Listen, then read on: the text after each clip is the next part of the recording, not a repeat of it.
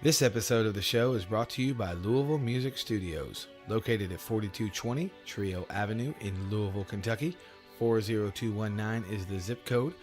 The phone number for booking rehearsal time is 502-693-7462.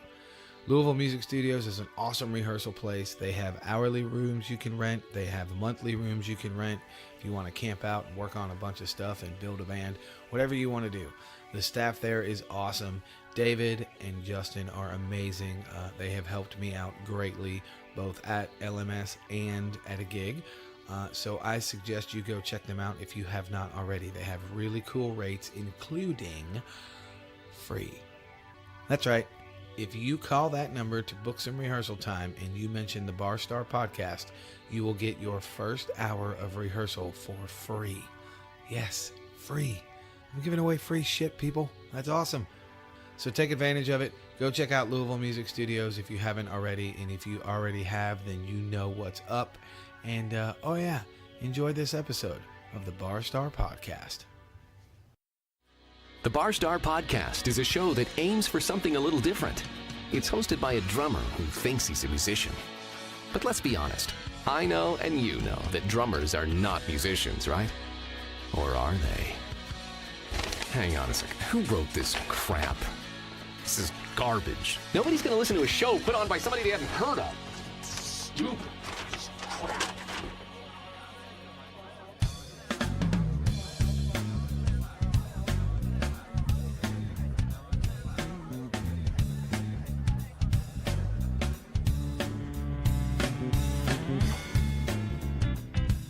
Hello. Welcome to another episode of the Bar Star Podcast. I am your host, Stephen O'Reilly. I want to thank you guys for coming back once again to hang out with my silly ass. I appreciate it. I appreciate all the support. I appreciate the ratings. I've seen a few, and I know you guys are going to my website, which is barstarpodcast.com. I hope everybody had a good week. I hope everybody is doing well, and as always, I hope you guys went out and did some shit. Please take a minute to check out my sponsor, Privacy Inc., located in the oh my god, it's so beautiful Highlands in Louisville, Kentucky. Go in the shop, mention the Bar Star Podcast, and you will get 10% off your tattoo by any artist in the shop, not just Travis. You should go see Travis because I'm partial, but whatever. It is what it is. And please make sure you check out my new sponsor, which is Louisville Music Studios, located at 4220 Trio Avenue, where the person I'm hanging out with who cannot talk yet did some shit to my drums, which we will discuss shortly. They have amazing rehearsal rooms. They have amazing gear. They have amazing engineers, and they will take care of you. The staff, Dave and Justin, are awesome. And for listeners of this show, if you call to book rehearsal time with a 2-hour minimum, you mention the Bar Star Podcast, you will get your first hour for free. Free shit, fuckers. You can't beat it. Now, we got the business out the way. I'm hanging out with someone who, at one point, I talked shit about, and he knows it, because I told him. But not to my face. Well, when I finally met you, I told you. You can't talk yet. Shut your mouth. But we don't know each other We don't know each other very well. But we have become pretty fast friends. It's kind of cool. And you have helped me along my little podcasting journey. And I appreciate it. But There's always a but. There is. I am hanging out with the ever pretty, the master of shooting from the lip, which is the coolest fucking name for a show ever. I like it. Except the Bar Star Podcast is pretty goddamn cool too. It is badass. I'm hanging out with a one Mr. Kevin Hale. How are you, sir? I'm great, man. Thanks for finally having me on. You know, how long have I begged to? Fuck you. Thanks for not canceling. Nice try. Have I actually canceled? 3 times. No, canceled. 1 time canceled, 2 times rescheduled. Okay, all right. Which is 3 times to me. 2 or 3 times. Yeah, fair enough. 2, 3 other guys. No, I'm just kidding. I love this setup. Oh, thank you, man. I appreciate it. I love the show. Welcome to my office. Yes. The office, I should say. Yeah. I don't call it my office anymore because I have listeners now, so I just call it the office. The office. It's kind of theirs, even though most of them haven't seen it, but it's the office. I like it. I like the setup. I like the podcast. I'm a fan. Thank you, sir. You are, and I always notice that you push my shit, and I push your Absolutely. shit. We help each other out. I appreciate it. Come on, You're better at pushing my shit than I am at yours because I'm slack and I forget. I straight up will admit right. it. I fucking forget, dude. It's okay. I have a horrible memory. It's better to give than receive, right? Depends what day it is. Yeah. What day is it? There you go. So, since we don't know each other that well, a lot of my listeners, most of my Louisville people will know who you are, obviously. Probably all of my Louisville people will know who you are. My listeners in Sweden, that is no bullshit. It's cold over there, ain't it, fuckers? I'm apparently growing in Sweden. I don't know why Sweden. I can appreciate that because I've got a few in Australia. Nice. Yeah. I like it. That's badass. That is badass. Yeah. We can kind of sort of say we're worldwide. We are. We're international. worldwide. We're international stars. International. Well, I wouldn't know if I go the star route, but we are international. Yeah. What I want to start with, because this just happened a week or two ago, you just had a 4-year birthday / anniversary, whatever you want to call it, for your show, Shooting from the Lip. That's correct. High five in a microphone. Thanks, brother. Very cool. Very cool. I was there. I got there late. I was doing some other stuff. My buddy. My buddy Jamie Harris passed away. Yeah. We took Carrie out and tried to get her mind off of what was going on, and then I said, "Hey, let's go to Diamonds." So where I want to start, where I was going with that, how did this whole thing start with you? Most of my listeners know how my show started, so we're not going to go through my history. They get it. Good. That's a good question. People don't know this. Shooting from the Lip is actually my second podcast. Really? My first podcast, if I can go back in time a little bit. Oh, wait. First, I got to totally fucking interrupt you. Go. You're on my show. No sports, no politics. We won't talk those. But some of those... I like how you stuttered. You went, shit. I'm just kidding. Go ahead. In early 2014, beginning of the year, I dabbed into the podcast thing. Right. And it was called Inhale, Exhale with Kevin Hale. That's too many Hales. Hell yeah. All I needed was a hashtag hell yeah. But and believe it or not, the gist of that podcast started out as some pop culture stuff. Just talking about anything and everything, which is kind of where I'm at now. But it kind of quickly, it took a turn because I'm a big paranormal fan. Mm-hmm. So I had some paranormal people on. Right. And they dug the segment, the show with me, and they had like ties to some huge paranormal websites and stuff. And they're like, you need to come and hang with us. Right. So I did. And then I became a paranormal show. I got to talk, I don't know if you're Coast to Coast AM. Are you familiar with that? It's like a late night, it's late night radio. George Nuri's the host. A lot of people listen to it. I've heard of it. Yeah. I don't listen to it, but now I do know what you're talking about. So I dabbed into the paranormal. And I had a lot of great guests. And then towards the end of 2014, I kind of like, I want to do something. I want to get back to the pop culture thing. Right. And believe it or not, I'm not one of these guys that... I kind of struggle with the fact that Inhale, Exhale with Kevin Hale, because it had my name. I'm not a guy that has to have, my idol is Joe Rogan. Right. The Joe Rogan Experience. Right. It doesn't need to be the Kevin Hale Experience or a project. Right. I want just a name. Right. So, dabbing with a friend, he said something and it came up. Well, he said shooting from the hip. Because the concept I wanted was, we have topics, but I don't want it rehearsed. I don't want it scripted. I just want a shoot, just talk. Right. And then hip is obviously shooting from the hip. Yeah. And then I thought, well, it's radio, because at the time it was strictly by phone, so it was audio only. Right.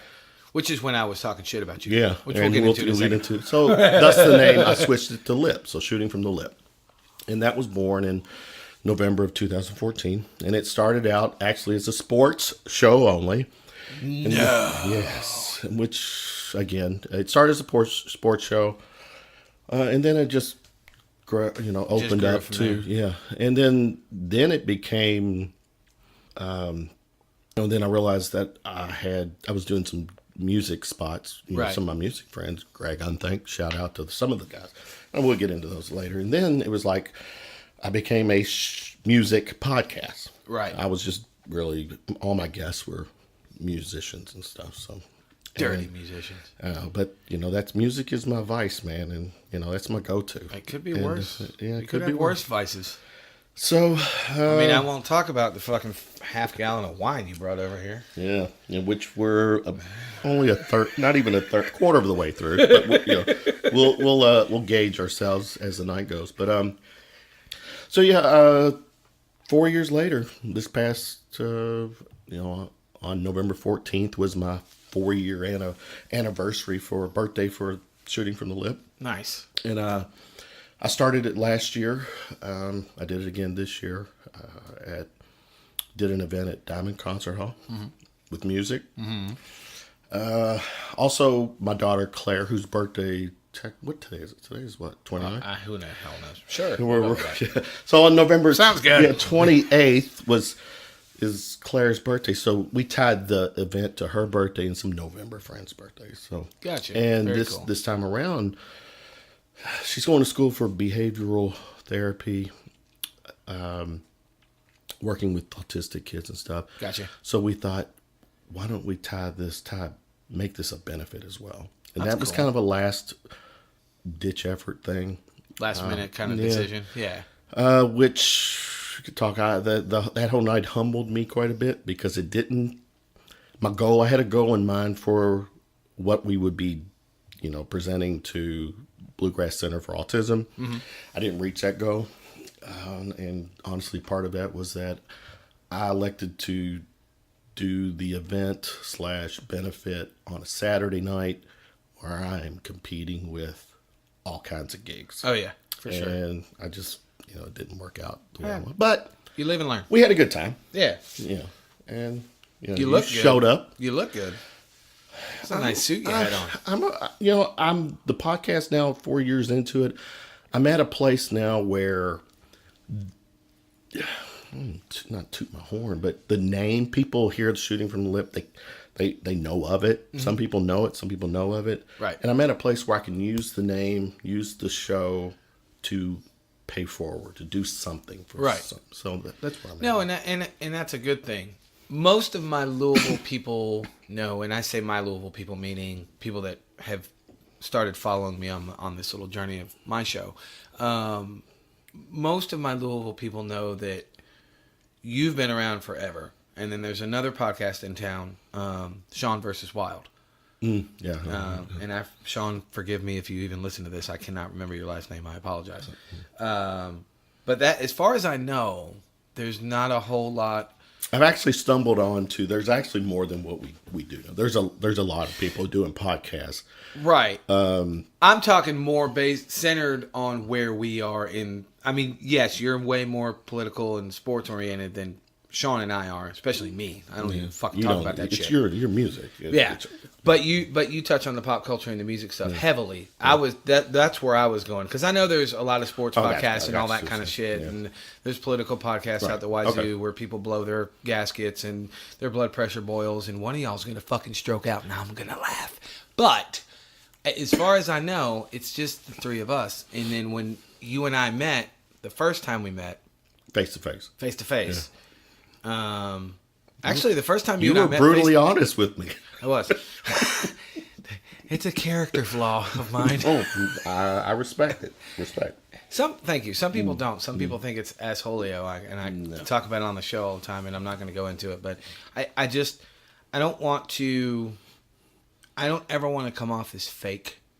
Mm-mm. I am what I am. What you see is what you fucking get. All right. It is what it is. But where I was going with that story is when you and I first met, I started kind of asking your opinion on this, that, and the other, and how you got started and why you got started. So that's kind of cool that you just went into it a little bit more. The other thing is where you're building the brand of Shooting from the Lip, which I think is cool, because the whole hashtag be easy for me to say. That I'm not editing out. Hashtag SFL. SFTL. Oh, God damn it. That I'm editing out. No, I'm not fucking. No. But you get what I'm saying. Right. Because I'm starting to see it everywhere now, which is cool, and because you're building the brand. And I think that's important because exactly what you just said. When you start building that brand, then you can start doing other shit that doesn't really have anything to do with your show. Go help this guy. Go help that organization. Go help this person. Come to my house and bring me a half gallon of wine. Wait, what? Bring us a half I'm gallon empty. of wine. Damn it.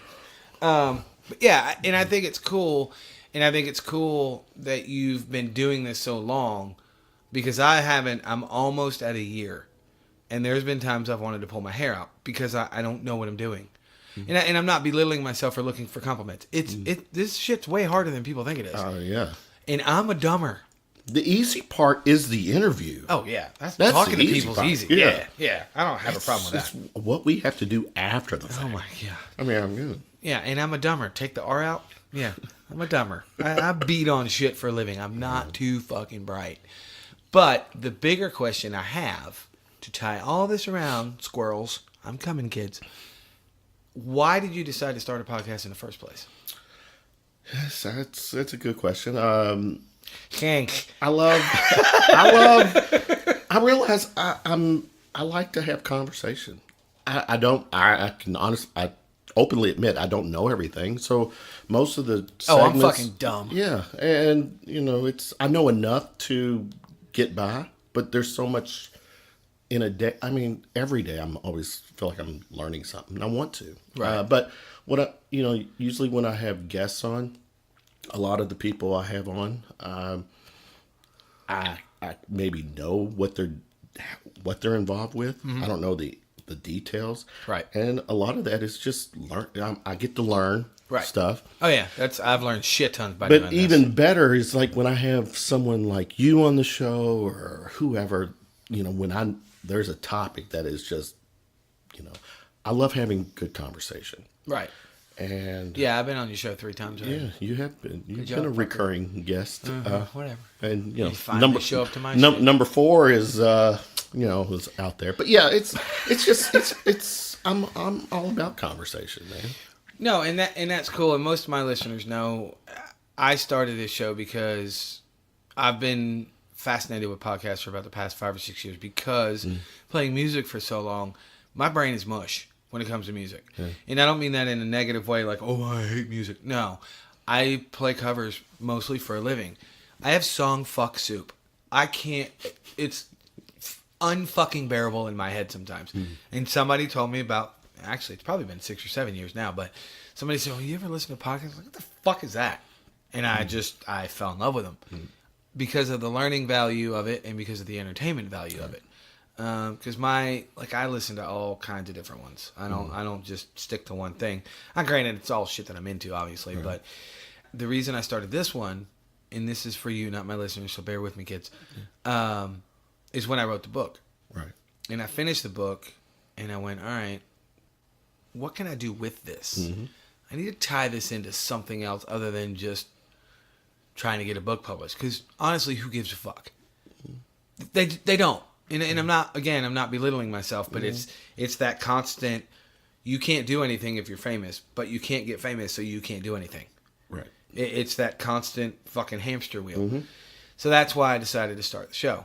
And update on the book, kids. I'm about halfway through my 8th round of edits, and I will be resubmitting in February. So there you go. Write a book, they said. It'd be fucking fun, they said. But that's why I started this show. And then when you and I met, where I threw you under the bus, as you so eloquently put it. Actually, you didn't say that. You said I was brutally honest with you. I want to say it was probably Ryan Murphy was on your show. And I went, oh, okay, that dude's local. I didn't realize you were local. The first time I heard about your show. Oh, really? Yeah. I didn't know. I didn't realize you were here. So I listened to it and I hated it. You thought I was like some international star. You already thought I was international. No, you thought that. Okay.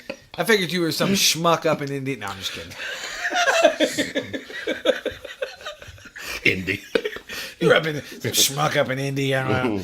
He was one of them Hoosier weirdos. But I listened to it and I remember going, painful, wasn't it? Oh God, damn, this is brutal. Content, content was fine.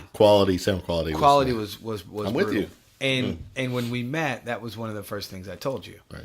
And you just kind of looked at me. I'll never forget it. We were standing in the Baxters, and you looked at me and you went, "Wow, that was brutal." And I went, "Was it? Would you want me to lie to you? Wipe the tear off my eye, or did I wipe it?" I was like, "That's what I was reaching. Somebody hold me. I need to be held. I need to be spooned right now." But I think that is what kind of formed our friendship because I think you appreciated it. Oh yeah. And I know, and I don't know who it was specifically or pacifically, but I know that somebody had to tell you at some point, O'Reilly thinks your podcast sucks. I actually had heard that. Because I don't know how I do. There's people close to me that I'll ask. Oh, absolutely. Because I'm all about constructive feedback, right, whatever. And I'm not saying my show's the shit because it's not. But I have a lot to sound learn. quality clearly. Well, you started sound quality wise. You were at the top versus me. I was like when I started. Yeah. So. Well, I being stupid sometimes works to my advantage because I guess you could say I practiced. I don't really know what to call it. I just learned everything I could about the process before I recorded anything. Well, I mean, obviously I recorded it, but before I released anything, I just dove in fucking as deep as I could go with my limited brain power. And I'm not belittling myself. There's a certain level of I guess technology and all kinds of shit and getting into recording stuff. I'm just not a techie guy like that. My brain just shuts off and I deer in the headlight and I go, give me drumsticks. I'm just fucking dumb. I'm not because I'm not wired that way. You know what I mean? Right. So there was probably 3 or 4 months that I did nothing but sit in this room about where you're sitting now and sit in front of that fucking computer and figure it out before I did anything. Because that was the one thing I didn't want to do was going back to the hamster wheel. Somebody who's not famous trying to do something, you're never going to get famous. You know what I mean? So I didn't want to come out with something that was garbage. I wanted to come out with something that I would at least be able to listen to and enjoy. Me. Unlike you. Yeah.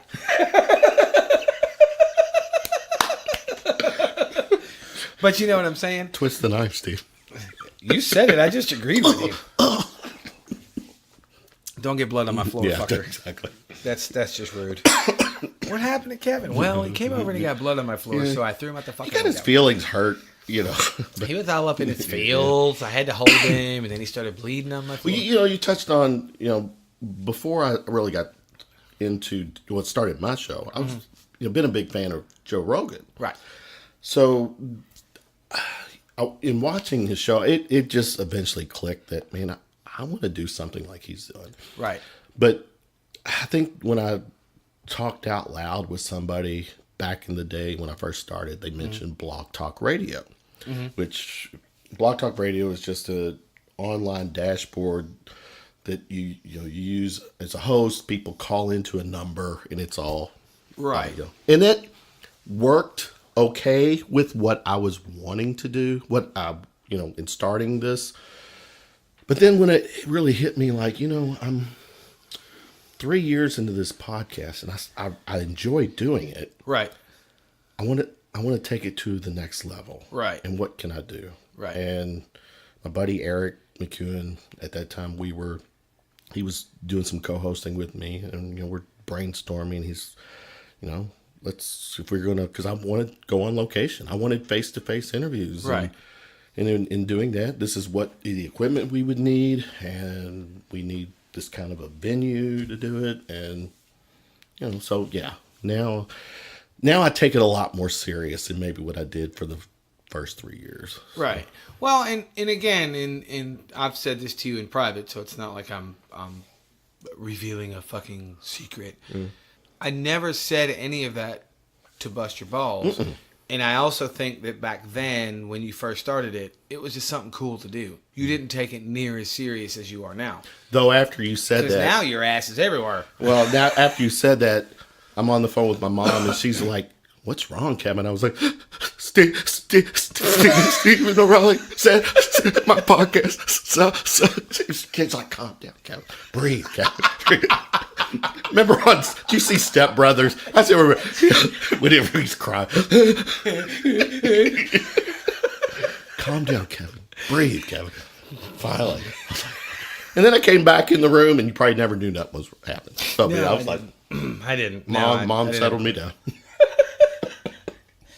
You know what she probably said to you? She went, "Oh my God, you're so cute." Well, I had to give you one and just get it out of the way. Yeah. You knew one was coming eventually. It's all good. It's all good. That is you. You get to be you on your show. You goddamn right. It's my fucking it's your show, fucking bitch. show. That's Respect. It. Get the fuck out of here. No, Exactly. I'm kidding. Right. All right. So anyway, I just kicked you out, and now we're back. Yeah. We're live. Do you need to go smoke or something? Live. No, I don't. Okay. I don't need to do anything.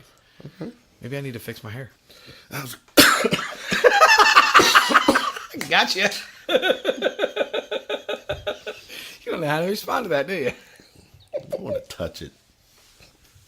No, what we were talking about before I kicked you out and then brought you back in was we were talking about you went out and bought a bunch of different gear, and then you started doing the location at Baxter's and started taking it more serious. And then you brought Eric McEwen on, who was on my show. What's up, Eric?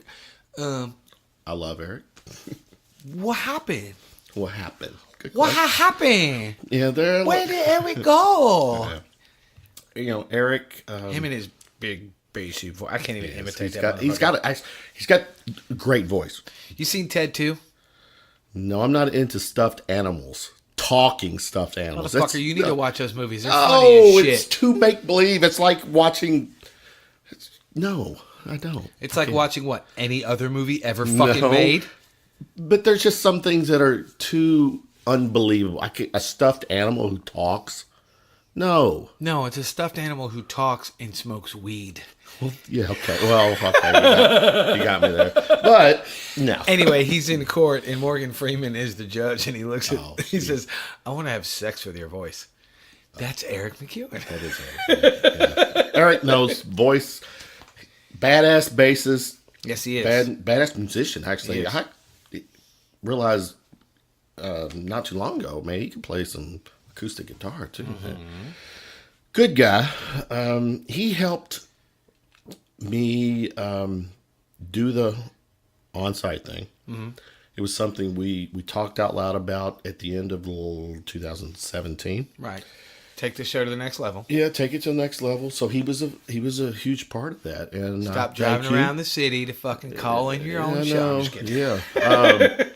So he and I had this idea on taking it to do remote shows, and he came on board to be my official partner / co-host of the show. Right. And actually, he was more of a host because I kind of dug the fact that he was kind of the play-by-play guy. Right. And I get to be the color guy, the guy that could just chime in. I didn't have to. He controlled the show. Right. The flow of the show. And I got to just, chime in when I wanted to. My one-liners and, this and that. I was still doing all the, scheduling and stuff.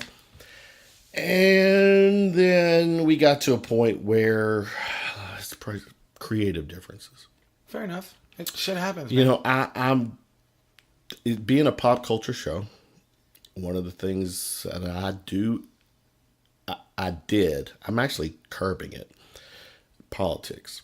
He hated that segment. He hates that segment. Still does. He's probably he'll if he's listening right now, he's shaking nodding. He's nodding yes. Yep. And I'm with you, Eric. And the thing is that there was a recent. I'm a Bill Maher guy, and there was a recent Bill Maher real time his show he did in one of his segments. It was like he does a new rules segment, and the gist of it was, let's just stop talking politics, because the thing is right now there's no change. I mean, everyone has their opinion. Oh yeah. And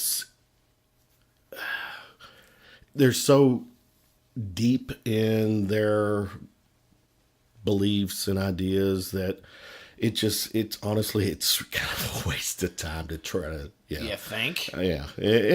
But You fucking think? well, the problem is though is that, and I'm just because I bash this current administration, for the record, I'm not a Hillary guy. Let's get that clear. Hillary's that's bad too. But this administration Careful, gives I'm you about to rein your ass in. it gives you a lot to talk about. But at the same time too, it's just I stopped talking about it on.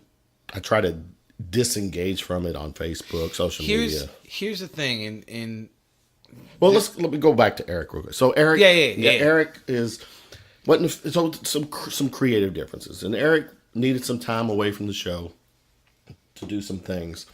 So then I was going solo again, and then going solo, it made me realize shooting from the lips, my baby. Mm-hmm. And in bringing Eric on, I was kind of cutting my control in half, if you will. And I had a hard time with that.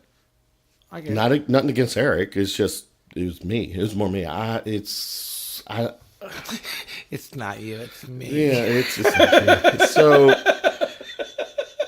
And some of the show was starting to put a little strain with us, and that's not fucking worth it at all. Not that I would never allow a podcast or anything to, come between the friendship. And I think it was mutual. I made the call, but I think he's okay with it. That I would. But you guys are fine, right? Oh, absolutely. Okay, absolutely. good. So. Yeah, I mean, because he's huge and he'll kick the shit out of you. He's a big but I'm a fan. I love his music. He's a cool guy. Oh, you can be a fan or not. He still kicked the shit out of you. He's a big dude. He is a big guy. Yeah. But when he came in here and sat where you were sitting, I was like, God damn, I forget how big you are. I know, he's a big guy. And oh my God, he's so cute. He is a cute. He's got a great smile. I mean, he's a good guy. I love him. I love Garrett. But I did wonder what happened and when where all that went. And I'm glad that you guys are still friends and it wasn't anything fucking weird. No, I get it. I've thought about having somebody do my show with me, and the thought will last 5 seconds. I would talk you out of it. At the 6-second mark, I would say, I think we would both go, no. Because we just I have a visual. My mindset is made up with the show, right or wrong. Right. If it's wrong, then it's me, then it's wrong. Right. But it's going to be, it has to be the way I want it. Well, and the one thing I love about doing this is, and Jesse Vest said it best when he was on the show. He's a badass guy. I love him. Oh, yeah. Yeah. By the way, Jesse, you going to go on shooting from the lip and not even mention me? I see how you are. Well, you know what? I think... he didn't. I listened. No, but I'm saying I think we talked about it, but not on air. Yeah. Okay, so you purposely didn't hit record. Well, during the show, I can't be promoting, You should be. I do it online. I share your shit. You know what? From now on, I'm gonna say this segment brought to you by Barstar Podcast. I'll do that. I'll just fucking do that one time. Someone's gonna look at me and be like, "What are you?" No, because you'll wait and you'll do it during the sports section, and it'd be what? All right, asshole. This right before I talk about politics. This segment is brought to you by. Oy, that's awesome. Before we go anywhere else, what I was going to say earlier, and this is not a political thing, this is a matter of observation. My day job, everybody that... Literally! Here's the first one. Everybody that works there, super political. And I watch these motherfuckers every day have goddamn aneurysms. Yeah. Here's the key to the whole thing that makes me laugh. And why I think politics are so stupid. Because the very next day, they're fine. Mm-hmm. Nothing has changed in their life. Yeah. So let me get this straight. You didn't do anything. Right. You didn't say anything. Right. You just screamed at the radio. Mm-hmm. Had 2 or 3 aneurysms, probably stroked out a little bit. Right. For what? Mm-hmm. What did it gain you? No, those great points. You know, and what I found out too lately is that, you know, there's 9 things me and a Trump supporter could agree on. Sport, I mean, everything. Just music, beat, 9 things. And then all of a sudden that one thing where... And you guys are going to fight about it. Well, it would not per se fight, but, you know, pro-Trump and me, like, no, I see it totally different than you. Right. I don't get it. Well, I get it. They're just, their minds are made up versus me. So that's, we're not going to... Well, here's the thing. But with some people, we lose each other because of that one thing. But that's the people. That's not the politics. That's not true. the issue. That's a damn good point. It's not the needle in the hay. It's not. Todd O'Mara, one of my best friends. Hi, Todd. Love Todd. I love your face. T.O., baby. Todd's one of my best friends. I've said this on the show at least 100 times. Todd and I, on paper, should not fucking be friends. Yeah. We should not. Based on social media stuff. Right. Well, that's a great point. Yeah. Based on social. But I was just talking about as humans. Okay. Gotcha. What he's into and what I'm into. Todd O'Mara and I should not be friends. Gotcha. And he's one of my best friends on the planet. I would take a bullet for that dude. Don't get no ideas, asshole. Yeah. But I would. But when it comes to that shit, and it comes to my shit about me that he doesn't like, we do what friends do. Love you, bro. I'm out. Right. Call me tomorrow. You got to do that. You have to do that because you're not going to change another person's mind right now when it comes to their strong beliefs, whether it's politics, religion, clothing, fucking music, whatever. You can open somebody's mind. That doesn't guarantee you're going to change it. And I think that's what's wrong with people. I honestly do. I talked about... But don't you think... I'm going to challenge you a little bit here, and I know you don't want to... I hope you keep it on the show. As long as you don't start talking politics, then well, you can challenge I'm just me all you saying, want. don't you think this administration... Don't know anything about it. Well, I'm telling you, this administration enables a lot of the divide we have.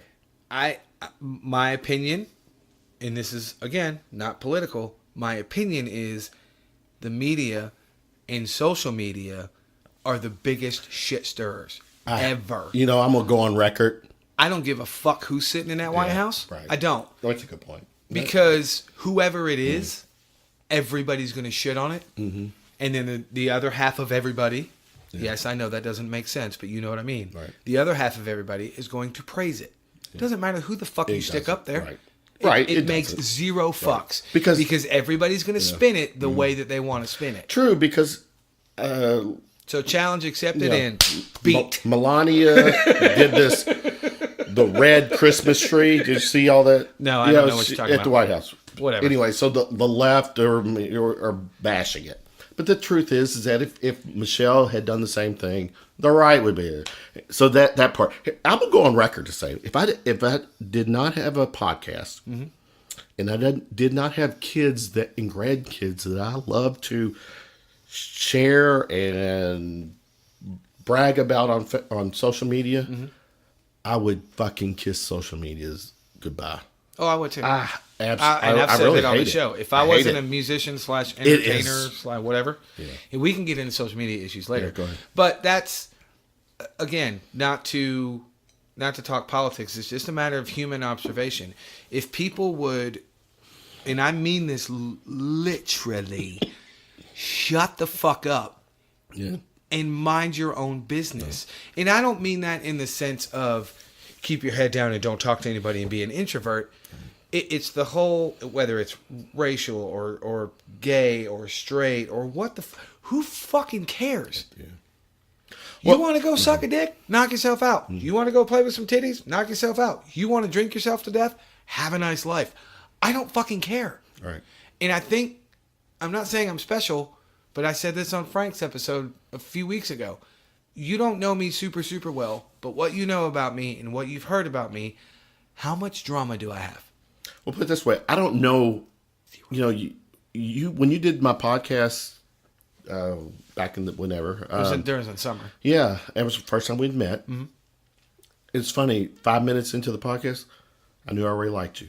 I did. And honestly, I mean, wasn't it after? I don't know, after that podcast. It was either after that podcast or one night.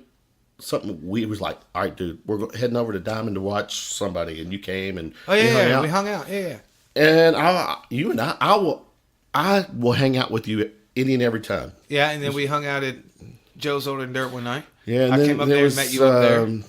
What gay bar was that we hung out to? No, Connection. Oh, that's close. It was the Blue Oyster. You're welcome.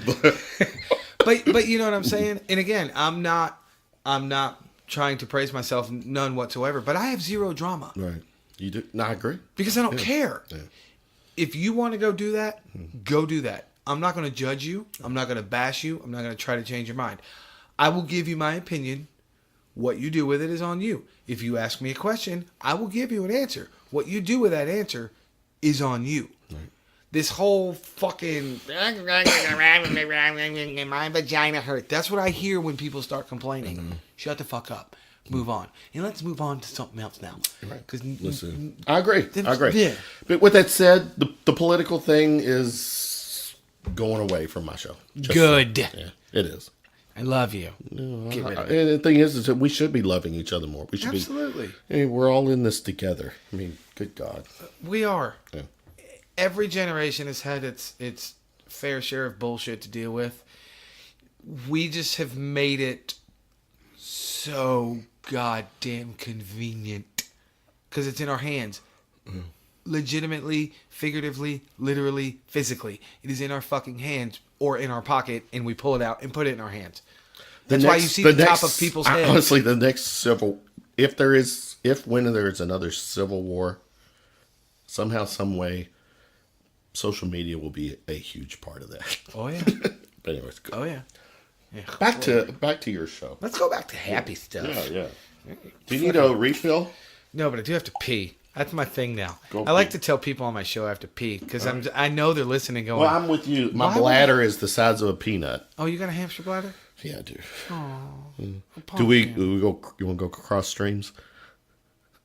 No, because we'd have to stand too close because I'm hung like a fire ant. We'll be hugging each other then. We will morph into one. Who's taller, me or you? I don't know. Well, whoever's taller has to be the big spoon. Hopefully it's me. I'll tippy toe. All right, we're back. We're live. Well, we're not live, but we are back. Yeah. I totally stole that because the podcast doesn't exist anymore. But I watch a show called Street Outlaws. You ever seen that show? Is that a podcast? No, it's a TV show. It was like on the History Channel or something, right? Discovery Channel. It's basically street racers. They drag race. And the two main dudes. You realize all those shows are still scripted. There's nothing no such thing as that reality based show. Pawn Stars. Oh yeah. I know all that. But what I was getting at is the two main guys of that show, Chief and Sean, used to have a podcast. Discovery made them pull it because they were talking about what really went on in the show. They were basically unscripting the scripted show. Right. But they used to say that all the time at the beginning of the show, so I kind of stole it. So I'm sorry, dude, if you ever hear this. I stole your shit. I want to say this while we're recording because I'm going to throw this out here because I want Stephen O'Reilly to periodically come on and co-host a Shooting from the Lips segment when I do, with musicians. Okay. I will do that. Absolutely. Why not have two of the badass podcasters in town, putting aside their differences, call it peace, what is it? Peace, whatever, what is peace? No, what do they call that? Peace fire? What do you call that? Ceasefire? Ceasefire. How do I know that and you don't? I don't. Well, I didn't. Now I do. Fuck. Fine. Who are you talking to? I am being very, very You are a podcast host and you're on your phone. I'm being very recording? We are, and I'm going to keep recording because my listeners will get this. I am trying to book a gig And I've been dealing with this for 3 days because of a death. You had to throw. You played that card on me. I didn't play that card. It's a fucking fact. Okay, you're like, all right, now I'll shut up and stop bothering you. I don't know if I want this to end. Man, we're having just. It's not going to end. We're going to go for a while. Good. We're going to go for a while. Will this be a two-parter? How do you do? See, I get to, this is me. Unfortunately for you, as a podcaster, I can't help but to ask some questions as well. So just humor me. I will. I will do whatever you want me to do. How do you go about? Because there's been some shows that have been two-parters for you, right? Only one. Okay, all right. How did you go up? Was it because of just the length of time? Or no, I talked about this on another episode, but I will talk about it again because you do the same thing I do. I released an episode with my buddy Scott Clark. Good guy. Scott Clark and I talked for almost 3 hours. And I released it in a two-parter. And what I noticed, some of y'all need to fucking pay attention to my shit. His part 2, the following week, didn't get as many downloads as his part 1. Because? I don't know why. I can't figure that part out. So what I decided to do... I think I know why. The next long one... Because they thought it was the same one. Well, it said part Trust 1 and me, part they 2. don't read. They try. People who listen see the guest, and they won't look at anything else.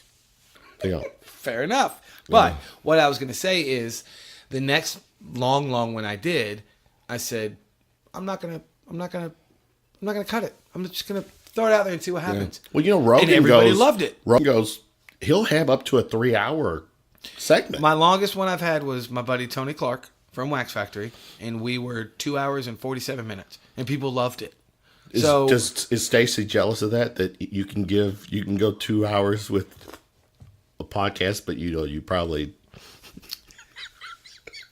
I see what you did there, and for those of us.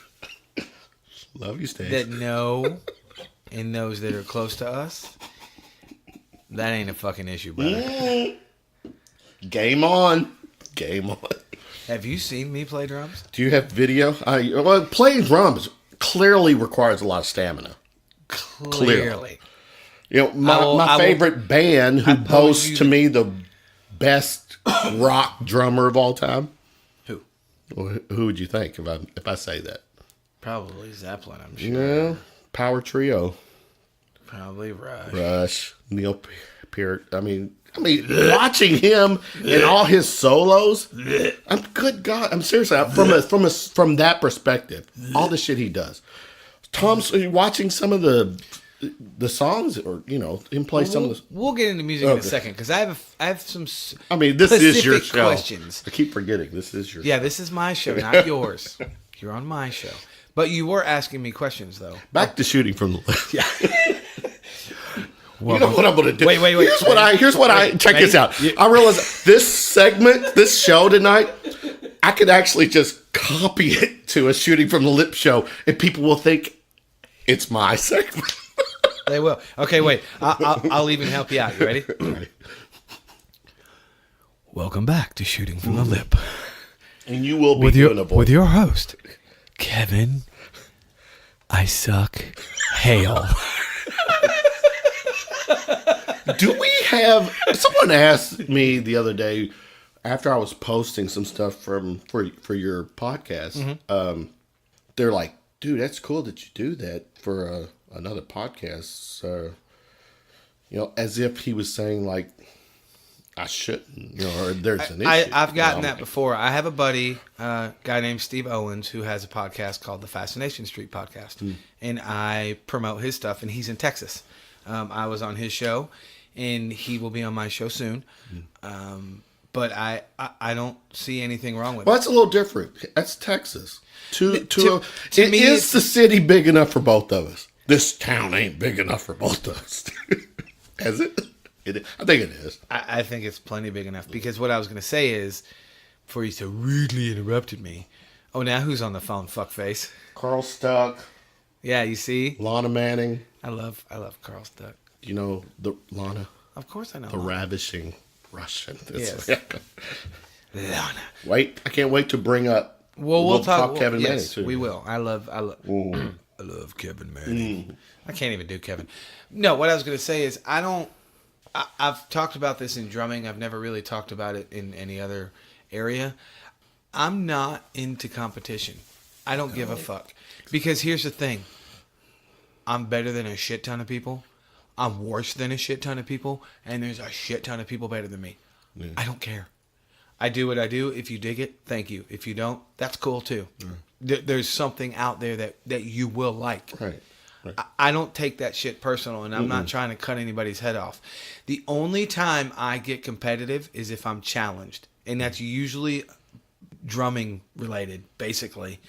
You want to challenge me on my drumming, I might have a little bit of an issue with it, but you really have to fucking come at me with that shit and just hammer the fuck out of me, and then I'm finally going to go, all right, let's just settle this so we can move the fuck on. Just because at that point it's become an annoyance. Well, let me toot your horn real quick. The drumming part. Uh-oh. And it's kind of weird because, I don't know, have you done a podcast where you're kind of having like a peer, Oh, yeah. Yeah. No, you have done no, not a peer musician. Peer, like a podcast host. Yeah, Jesse Vest. All right. Oh, so, but was Jesse like trying to hijack? No, not like you.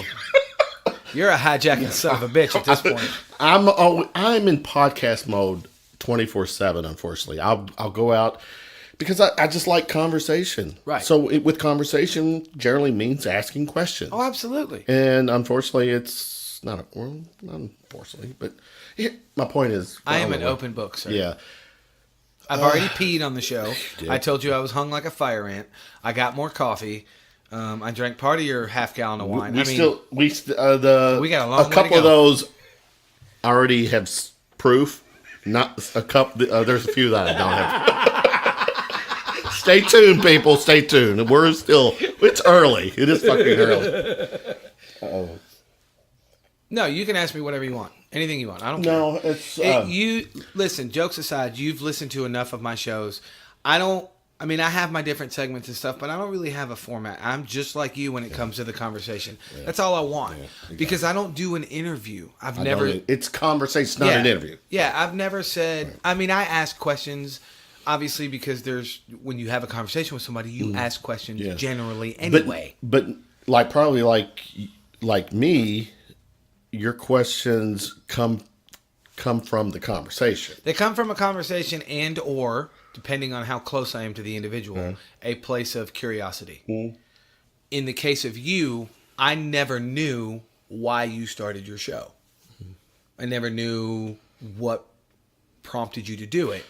So not only is that a good question for me to ask for my own curiosity, but I'm sure a lot of people would also like to know. Yeah. So it's a double whammy for me. This is actually the first true in-depth interview I've ever given. And the truth is I probably could have done 4 or 5 of these and I didn't. I lose control. You're a control freak. I am a control freak. I know you are. And I knew that the first day I met you. Well, here's the thing. In other terms, I'm a voyeur, not an exhibitionist. So I want to be on the other side I want to be, so you've moved on to Pornhub too. 2.0. I've already graduated from 1.0. I went through that whole thing. Sorry, somebody said that. Pornhub. The one video at the end of... Well, I don't even know if I... No, of course I don't get to the end of the video.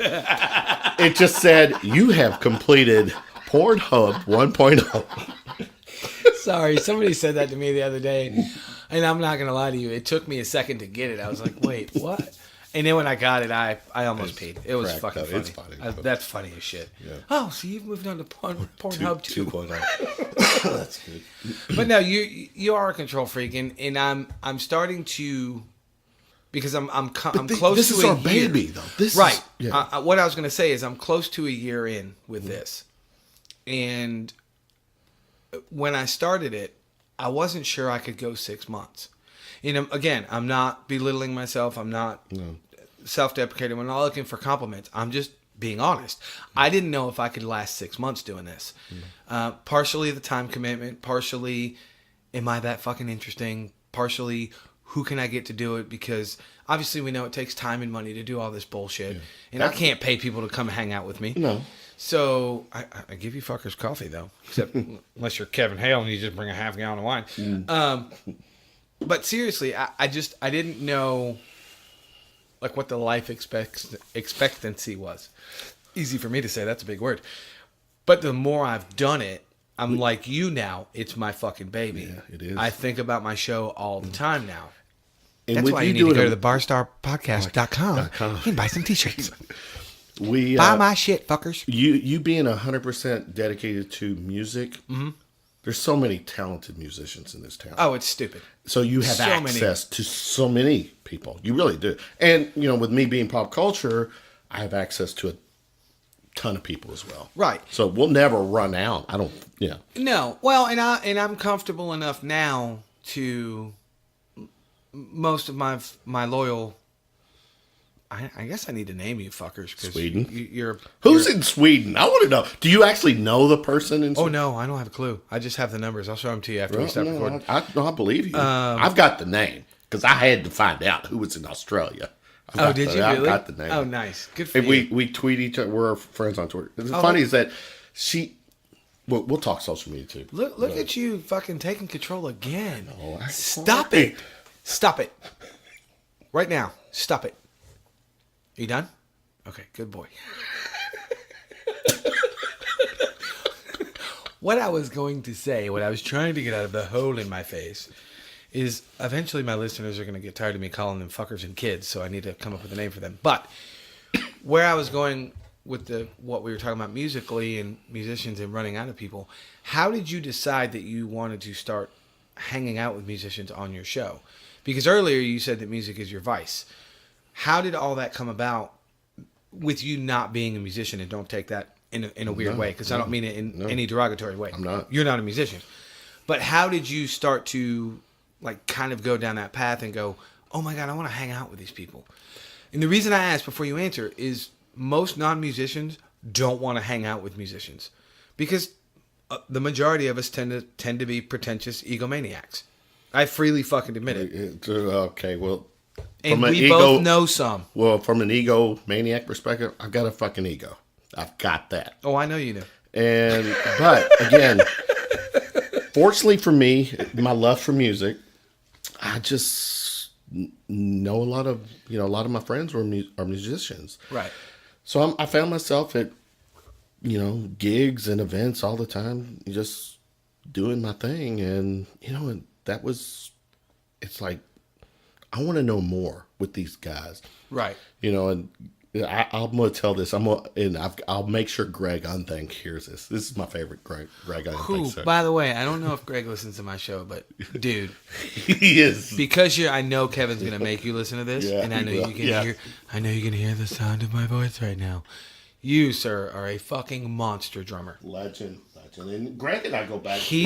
Elementary school. He's got a groove that you could drive. He's got a pocket. You could drive a fucking truck. And a shout out to his band Blue Funk. That is Johnny and all shit. They got some. But anyways, love you, Greg. Yes, I go back. I tell this story. This is where I was in elementary school. I'll tell this story. Greg has heard it 1,000 times, but this is where I knew how important music was to me. In elementary school, Hazelwood Elementary, I want to say I was in 5th grade. During school, we get an announcement that there's a impromptu event in the auditorium. Charlie Brown's teacher. And we all go to the auditorium. Again, 5th grade, whatever, elementary. Right. We get there, and I'm in the auditorium, and I'm making sure I'm seeing and telling this right. I see drums up there, and there's just some instruments. And all of a sudden, Greg Unthank's band gets up. He's a year, so he's 6th grade, so he's a year older than me. He gets up there. This is during school. He gets up there in a Kiss tribute kind of band. Nice. And they have a gig during school hours on Jefferson County's dime. time. And Greg is playing a cardboard guitar, and Dad bashes it up and calling Dr. Love and all this stuff. I was like, and I'm going to tell this story too real quick. Before you tell the story, Go. How old are you? 51. Okay. So you're not that much. I mean, you're older than me, but not by much. I'm 43. That is a lot. Actually, by the time this post, I'll have turned 44, but I'm not telling you. By the time this post, I'll still be 51. So, damn it, I've lost my train of thought. The other story you were going to tell.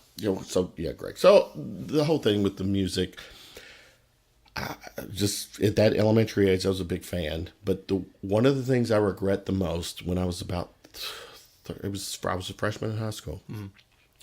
I had access to a electric guitar. Right. Rhythm guitar, whatever. And the guitar was in my possession, opportunity to take lessons, but I said no to go try out for the football team at Manual High School.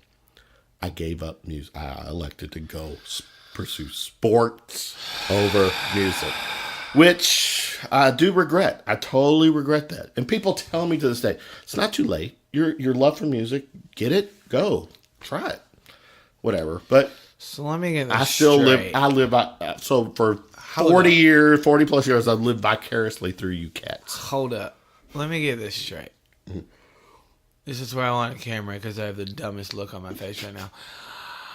You take a selfie real quick. You gave up music for Go Sports Ball. I didn't know if I had somebody to talk to would have given me a better advice. Pete on a cracker. Well, what's funny is that in elementary school, from fourth grade to my freshman year in high school, I played saxophone, and I was pretty good at it.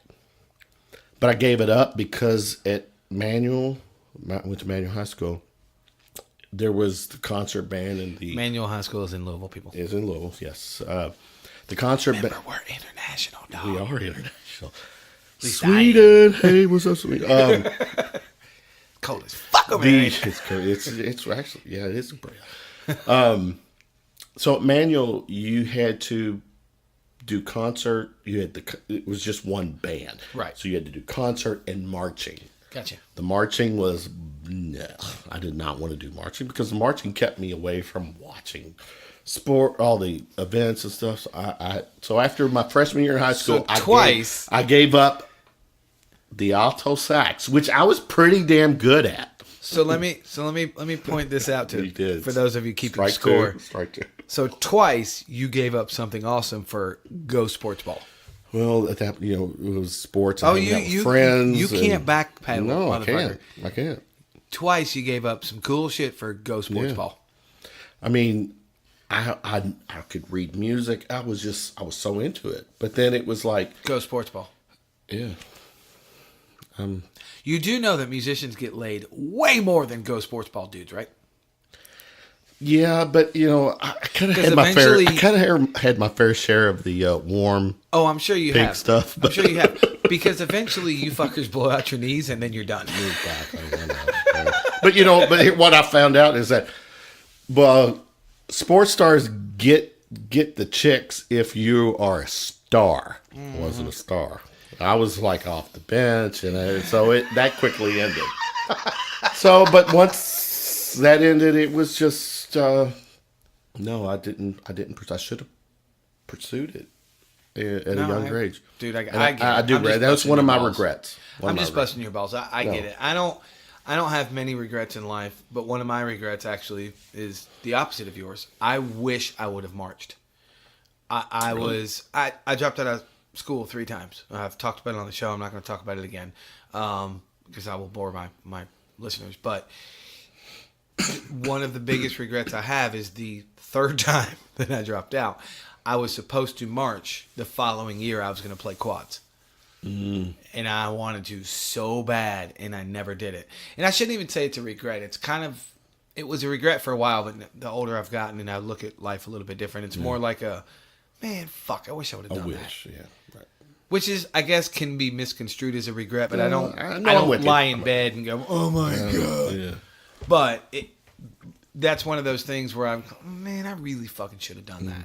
You know what I'm saying? I mean, there has been a time when I was probably with someone in my bedroom, and I stopped during, and they're like, "What's wrong?" I'm like, "I should have fucking stayed with guitar." And You're a horrible liar. You're terrible at that lying shit. Just stop doing it. Stop doing it. Yeah, just. I can't. I'm not a good liar. I don't like to lie. If you don't lie, you'll never have to remember anything, right? Right? You're talking to me? Well, I'm making a general statement, not at you. Have you fucking met me? Yeah. You're a straight shooter. You're not a liar. From the lip. Mm-hmm. Who will be doing my voiceovers. Can't wait. We can't tell people that. We can't? No. Why not? You can't give them behind the curtain shit. I'm kidding, dude. Full disclosure, man. I'm kidding. Relax. Stop it. All right. Okay, so I'm assuming that even though while you were playing your sports ball in high school and stuff, were you one of those kids that went to a shit ton of concerts or no? At early age, no. Not really. Didn't. When did you start really understanding it from a seeing it perspective, like going? My first concert, 1983. God damn, you old. I am old. Fuck you. I said my age, 51. 1983, so I was about a sophomore in high school, junior year. It was about 83, if I remember right. Lexington, Kentucky, Rupp Arena, first concert. Was the headliner. You're You're right. ER. Headliner. Billy Squier. Nice. But that's not who I went to see. I've been to shows like that. The opening act is who I went to see, who still to this day is one of my favorite bands, Def Leppard. Pyromania had just dropped. Nice. Very cool. But for a show, Def Leppard, Billy Squier, it's a badass show. Oh, back in the day. Yeah. I swear to God, my first listeners, concert, Lexington was... Wait, hang on. I swear to God, listeners, I am not being an asshole by saying this. You guys know my timeline memory sucks. Was that before Rick's accident? Yeah, it was it's before. Okay. Because Rick's accident happened with Hysteria. Okay, thank you. I swear to God, I'm not being an asshole by asking that. I get Hysteria and Pyromania I always get them confused because what a lot of people he don't didn't know, have to use his foot for the snare. Right. What a lot of people don't know, before his accident, he actually played traditional grip. Which is when you see the jazz cats, right. That's how he played. He played traditional grip. That's a good point. You're a drummer. You would know that, right? Get with it, Kevin. Yeah. Jesus so yeah, Christ. definitely. Focus, brother. Focus. My first, check this out. My first Louisville show. Yes. Oh my God. What did you just say after I said my first Louisville show? I don't know. I said yes. Which is yes. That was yes. Yes. It was the band Yes. Yes. Trevor Rabin, 90125. Yes. Owner of a lonely... Oh. Yes. Yes. So we're connected, yes. Right? Yes. Yes was it. Yes. I think I just said yes 18 times. Mm-hmm. Enough. No, that was your first... Show. Who was on that show with it? Or with that headlining, I should say. They were the headliner. I can't remember who opened up for him. What year was that? It was late 83 or 84. Same time period. Yeah. Nice. I think my first concert was... Actually, I don't think I know. I don't remember asking that question. My show, bitch. See, kids, this is the part of the show where I start to get a little ornery. And if he continues to be kind of a douchebag, I'll just cut him off. No, we'll just keep recording the douchery. No. I used to like the Bar Star podcast, and in the latest episode, it just became all douchebaggery. This is the Bar Lip Star. Bar Star Lip? Bar Lip Star. Yeah. This is what happens if two podcasts morphed into one. In a sense, right? Why are you looking at the ceiling? That's where I look. I have a spot on the ceiling I look at when I'm thinking really hard. You're trying to come back with a good one-liner. Oh, no. I'm not trying to come back with a good one-liner at all. I'm trying to combine our names. Shooting Bar Lips. Shooting bar. Ooh. Shooting Star Lips. Bar Shooting Star Lip Bar. Whatever you want. Dude, Shooting Star Lip Bar. Works for me. Shooting Star Lip Bar podcast. We should take our show, our combined forces, out. You know what? I tell you what. I'm gonna throw this out. Are you challenging me again? Not challenge you. I'm extending an offer. Oh, do tell. Do tell. Cut. Oh no. No. You're gonna please do. I challenge you to leave this stuff on. Oh. Well, I'm just saying I don't know when we want to talk about this because I do want to talk about some projects I have. And there's some projects I got coming up that I would love for you to be a part of. We can talk about that stuff towards the end of it. Okay. When I I don't know when That's I mean, okay. when's the end? when I fucking get there. Okay, you'll tell me. My show. Your show. Keep going. I don't know if you got that part. My show. Love you. What I was gonna say before you got so douchebaggish on me. Use the lisp on me. Which list do you want? I have a few. Oh my god, you're so cute when you hold your glass like that. Tilt it back just a little bit. Through the glass. I'm gonna need you to twirl that around. I can hear your voice through the wine. No, motherfucker, you can hear the wine through my voice. What I was gonna say is, it took me a second to remember because it's been a while since I talked to Frank. But when Frank was here, we were talking about our first concerts as well, and I remember my first concert. Beatles? No, I'm not that old. You're older than me, dummy. Jesus Christ, get it together. Was that at the concert that Abe Lincoln went to? They got shot. Yeah, I was hanging out with Methuselah in the fucking back row. John Wilkes Booth in the back room. My first concert was Metallica in Queensryche. Metallica on the And Justice for All tour, and Queensryche opened up for him. It would have been 89. Here? No, fuck no. No. I'm not from here, dummy. Duh, you're right. I know I'm right. I'm always right. You're right this time. Where was that at? Charlotte Coliseum. I spent my teenage years in North Carolina. Yeah. That's a badass town, by the way. From what I've not visited, I hear nothing but great things about Charlotte is pretty. Charlotte has grown exponentially, and people are leaving Charlotte because it's grown exponentially. Gotcha. And from my perspective as a musician, their music scene sucks. It's terrible. Yeah. Now, if you are in corporate anything or a banker, That's corporate America there. Knock yourself out. Right. You That's will a be good point, happier yeah. than a pig in shit there. And it is a pretty city. It really is. Yeah. But it's just... What's the nickname of that city? And there The Queen City. Queen City. Yeah. Mm-hmm. The Queen City. Metallica I saw right after the Black Album was released here in Louisville. Nice. Yeah. I hated the Black Album. Wow. I mean, that's to me that's a badass album to me. I didn't say it wasn't badass. I said I hated it. Wow. You've known me long enough. I never say anything sucks. I'll just tell you I hate it. Okay. The album didn't suck. I just hated it. Because my first Metallica record was Kill 'Em All. And then that's Ride the that's Lightning, a different and then Master of Puppets. And then the Black progression. Album became And then more of a commercial. Then And Justice for All kind of became more of a commercial because they Well, did that's a their good first point. video Right, that's with true. One. Which is actually a good video, though. It is. Yeah. But then when they did the Black Album, it just felt like something was missing to me. Mm-hmm. And I couldn't, it was all right. I just kind of checked out after Really? that. Yeah, I did. And again, I'm not saying the record sucked. It didn't suck. It's a great record. I just hate it. Just don't like it. During your podcast, Steve, do you get hit with the amount of questions that I'm been giving you for the last hour and a half or so? I don't know. Most people don't ask me as many questions on my own show because they're not control freaks like you. I'm not a control freak. We're having a conversation. You do realize I have to edit this later, right?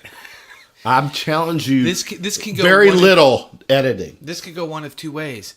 Okay. I can make you sound awesome, or I can make you sound really bad. Okay. All right. My point is that I'm kidding. you have carte blanche to do with this show as you want. I don't think I've said anything that I regret. Oh, regrets. It's a really bad tattoo. Yes. Eat a Snickers.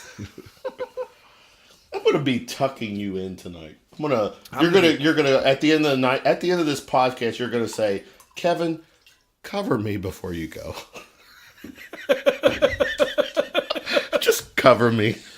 And Stacy's gonna walk in soon, like, you're still doing this show? Does she ever do that? When she walks in from work, does she say? Oh, sometimes she'll show up. Will she'll she just come walk on? in and talk, and then she'll walk out.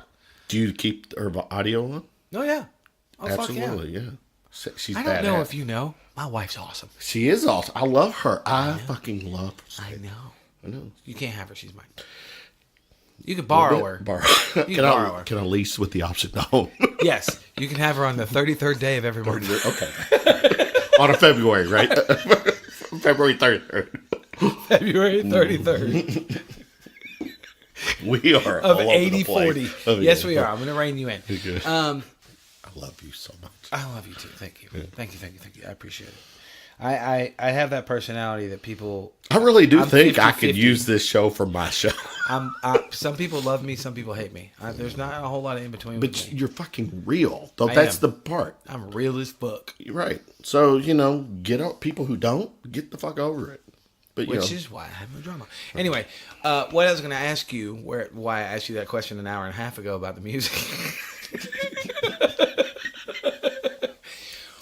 When did you start kind of, and this is kind of a silly question and it does come off a little douchey. When did you figure out that hanging out with musicians was something that you wanted to do? That's where I was going with that question. It's not because I got the leftover chicks. Though those opportunities were there. You fucking musicians. No, seriously. You musicians. I'm sitting in awe. I'm thinking, okay, I get it. You're coming to me because so-and-so, you were number 3 on the list. That's why you're coming to me. I accepted that. But no, seriously. No, my passion for music, man, it's deep.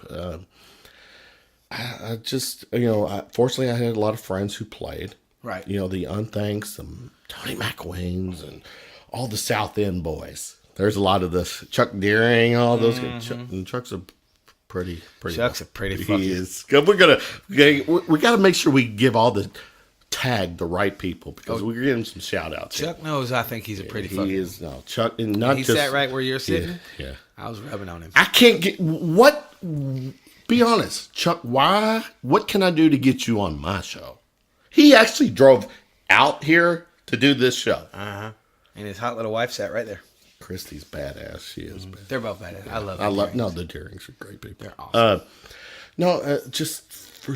Fortunately for me as a fan of music, I had a lot of friends who play, still do. And my friends, is that those Stacy's eyes right there? Mm-hmm. Yeah. Stacy, what's that song? Stacy's mom, what's that song? Stacy's mom's got it going on. No, don't say it. I don't sing like it. I don't like that song. No, but sing it. No, because Stacy's mom does not have it going on. Oh. And she will agree with me, so I'm not talking shit. But yeah, isn't that cool? I like that. I took that picture. You are. Here's the other thing I noticed about you. You have you've got some creativity with what you do. I'm kind of lacking on that. I'm trying to find myself in that. You mean in the show, or in the life? show? All life too. I mean, I see stuff that you post and stuff, and we're friends, so I notice what you do. Right. So when I'm like, it's cool. Oh, thanks. I appreciate it. We can go off on a tangent and talk about me because which has been every other state. Yes. For those of you that are still with us, you may have to listen to this show in chunks. I was legitimately talking about this with somebody the other day, and it seems like I say that every week, but I talk to a lot of people all the fucking time. Constantly, I'm talking to people, not just because of my podcast, but I interact with a lot of people as a musician. I also have a day job. My wife has a lot of friends. But since you do your podcast, haven't you found that you are even more engaging with people? No. What I have found is I'm more aware of a conversation. Oh, that's a good point. I have found.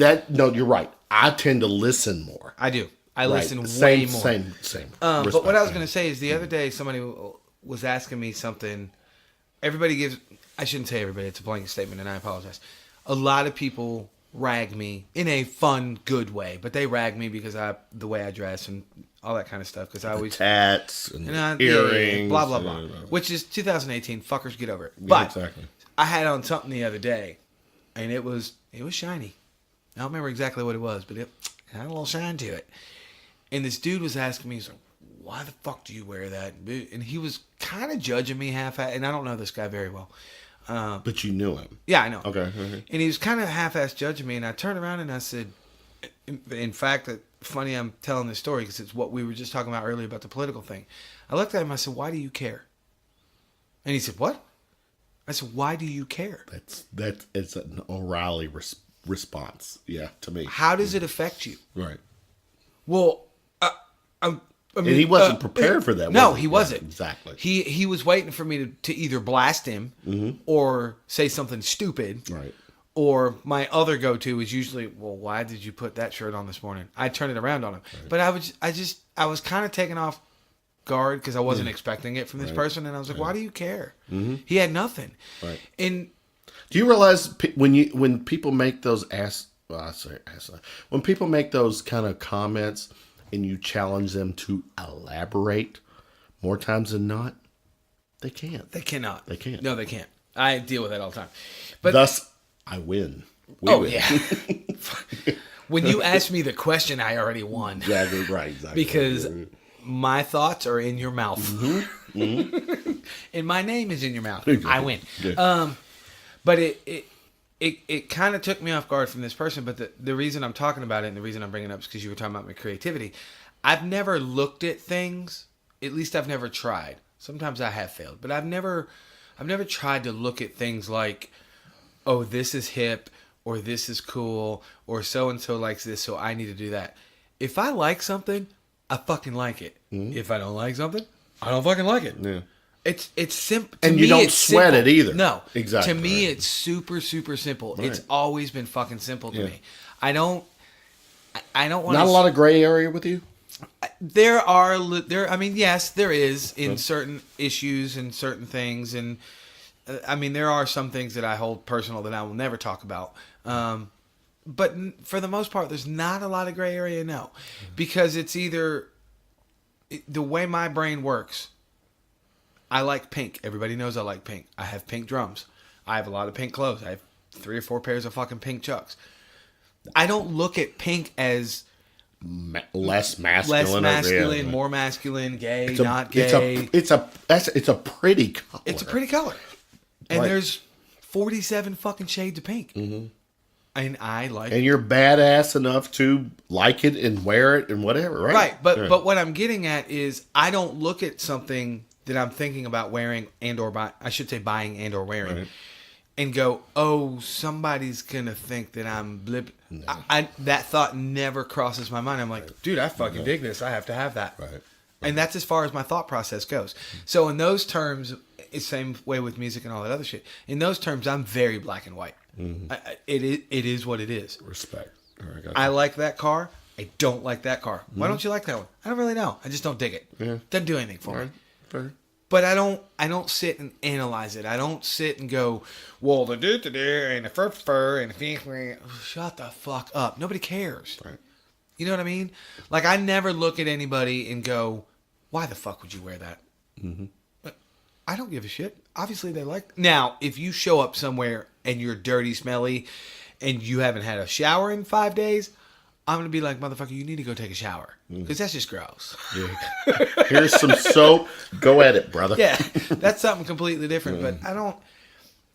And I think that might be part of where what you were just talking about my creativity comes from. I like what I like, and I don't like what I don't like. And to me, that's the best part about you that I like in as far as what you do musically, podcasts, as a friend, you're a fucking straight shooter.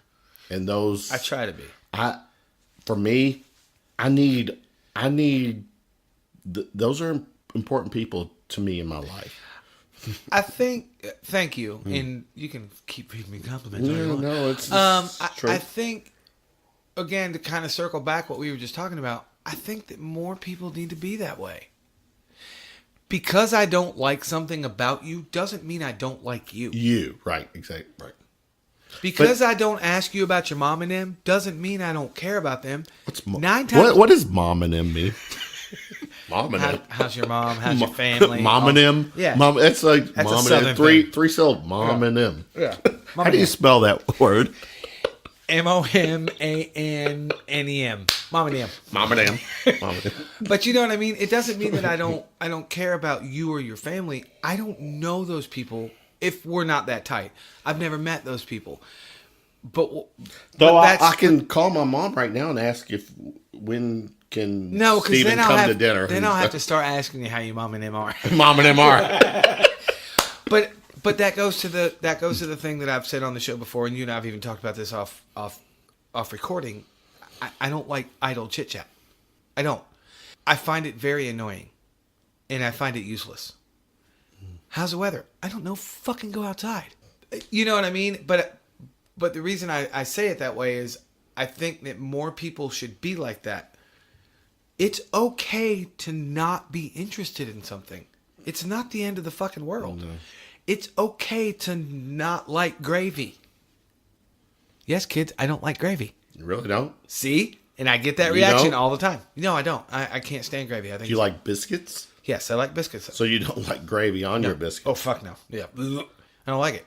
Okay. But you have that look on your face right now. I do. You're like, wait, what the fuck? What does it care? Or what does it matter? I should say. I'm going to fucking toss and turn all night because, goddamn it, Steven O'Reilly does not like gravy. and tomorrow morning when I'm decide to eat biscuits and gravy, I'm going to be like, as I put the first little bite into my mouth, I'm going to be like, damn you, O'Reilly, you don't like, and I'm fucking, that shit noodles in my head. But you know what I'm saying though? What does it matter? Just like I hate sports. I legitimately hate sports. Really? Yes. You know this about me. You don't get in all that? I don't give two fucks. Really? No. I could give a fuck less. And that shocks people. And here's the other side that we're such a sports town, I don't care. Okay, I'm just The town is sports. I'm not. Okay, fair enough. I don't give two fucks. How many? Two, maybe three other guys. Uno, dos. But the flip side of that is when I tell people that, or if it comes up in conversation, everybody freaks out. Yeah. Nobody ever stops to think about my perspective. I just genuinely don't like it. Here's the challenge. Be honest. Be 100% honest. Okay. Because you're a podcast. Well, let me say this before I ask the question. Uh-oh. I'll go out and some people know me for the podcast. Right. But I'll introduce myself and I'll say, well, yeah, I do a podcast. And I'm always flattered when I get I know. And they say it like, why are you saying that? It's kind of like, like I'm trying to, I don't know what's the best way to put it. It's like, their response is like, they come across as like, you should know that I know you do a podcast. No, I never want to feel that way. I will never come across to anybody like, I do a podcast, this right. is so, but I actually am flattered when people come back and say, oh, I know. Right. I'm very flattered. And so what's the question? That is the $100,000 question. Why did I go there? God damn it, You were O'Reilly. getting ready to ask me a question. I know. Shit. This is where I wish I had Jeopardy music. You can add it to it because it's recorded.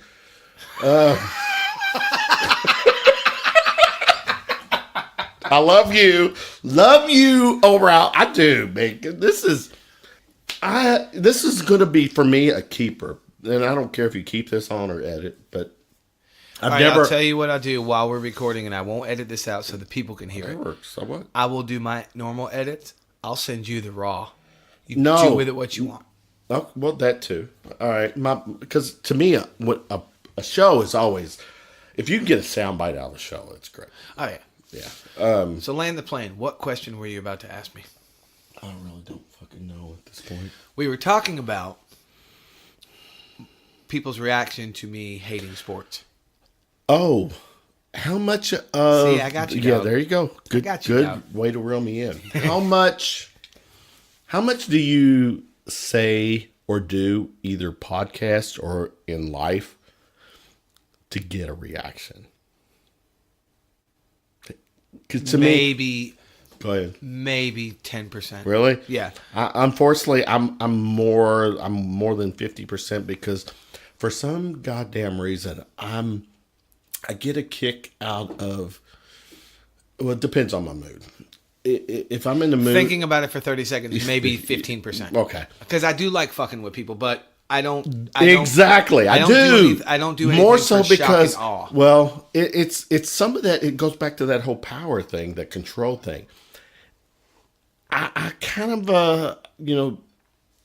the manipulation thing. Mm-hmm. If I can control the way you think or act for a few minutes, I kind of sometimes get off on that, depend on what the topic is or the person. Right. Especially if it's someone who is, I just want to shame because they're just fucking an asshole or whatever. Right. I'll say and do things to get a reaction. Right. And just provoke it to. That's because you're an alpha male. And yeah, are you my shrink? What's going on, Dr. O'Reilly? No, I'm just super observant. Thank you. One of my highest qualities that I hold very dear, and I say it arrogantly, I observe so much fucking shit. Yeah. And it's not playing the fiddle. I left home at 13. I had to figure that shit out. Are you serious? Really? Yeah. Oh, wow. Yeah. Did I know that? Yeah, you did. You probably forgot. I've talked about it on the show. I don't know if we've ever talked about it. No, but shit, Steve. So I had to learn a lot of shit really fast. You had to grow up quick. Oh, yeah. But one of the biggest things I took away from all of that is my powers of observation. I notice shit that most people don't notice. But see, right now, I don't know how you can respond. I want to give you a hug because at 13, I'm thinking about seriously. At 13, you're still a baby. And you're on your fucking own? Yeah. I was on my own for a few years, moved back in with my dad, and that didn't last, and I left again. Yeah. I'm not a victim. I don't. That's what I'm saying. No. What I mean by that is when people say, well, so-and-so happened to me, and that's why No, you're using that as a crutch. I use what happened to me. I took all the positives out of it. I have great powers of observation. I'm good at reading people. Do you have superpowers? No, I wish I did. That'd be awesome. I'm good at reading people. I'm good at kind of, for the most part, I have a pretty high success rate of de-escalating a situation. Really? Yeah. Like avoiding fights and all that kind of shit and talking people down. And don't get me wrong. I mean, I've had my fair share of ass whippings. I have no problem admitting it. But I know how to get out of those situations because it used to literally be a matter of life and death. We keeping score with that? That's 2. No, it's actually more than 2. It's actually 2.5 because I did a quiet one. Okay. Fuck with me. It's your show. Whatever you say. Control freak. Let it go. Let it go. Let it go. But that's a lot of the things that I took away from it. Because it used to legitimately be life or death. If I do the wrong thing here, I could actually wind up in serious fucking trouble or maybe die. I was deep in a lot of shit that I shouldn't have been in. It is what it is. I don't use it as a crutch. But I've taken all the positives and all the shit I've learned from it and applied it to everyday life. That's part of the reason why I'm the way I am. That's also part of the reason why I don't bullshit people. If I think you're an asshole, I will tell you you're a fucking asshole. And then I will tell you why. Yeah. I talked about this on a show 2-3 weeks ago.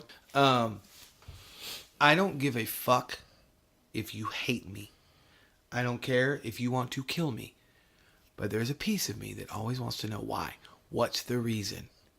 You give me the reason, I'm cool with it. All right. You're right. Go ahead and kill me. You know what I'm saying? Not literally. Please don't kill me. Well, technically, that's a felony, so they could really get... Right, and this is recorded, kids. But no, you get what I'm saying. If you think I'm a douchebag, awesome. But I really need to know why.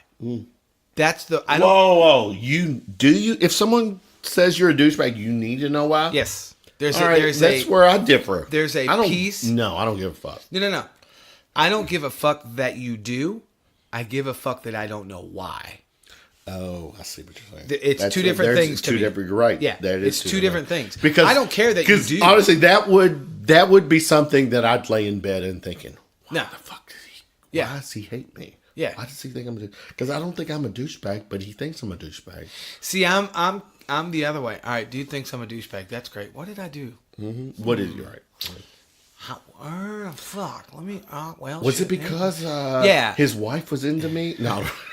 Oh, no, I've got that before too. You've been there. Oh yeah. You're a musician. You're a fucking rock star. How many times have you performed and you've seen the wife of the husband just eyeball you all night? Oh God, dude, it's.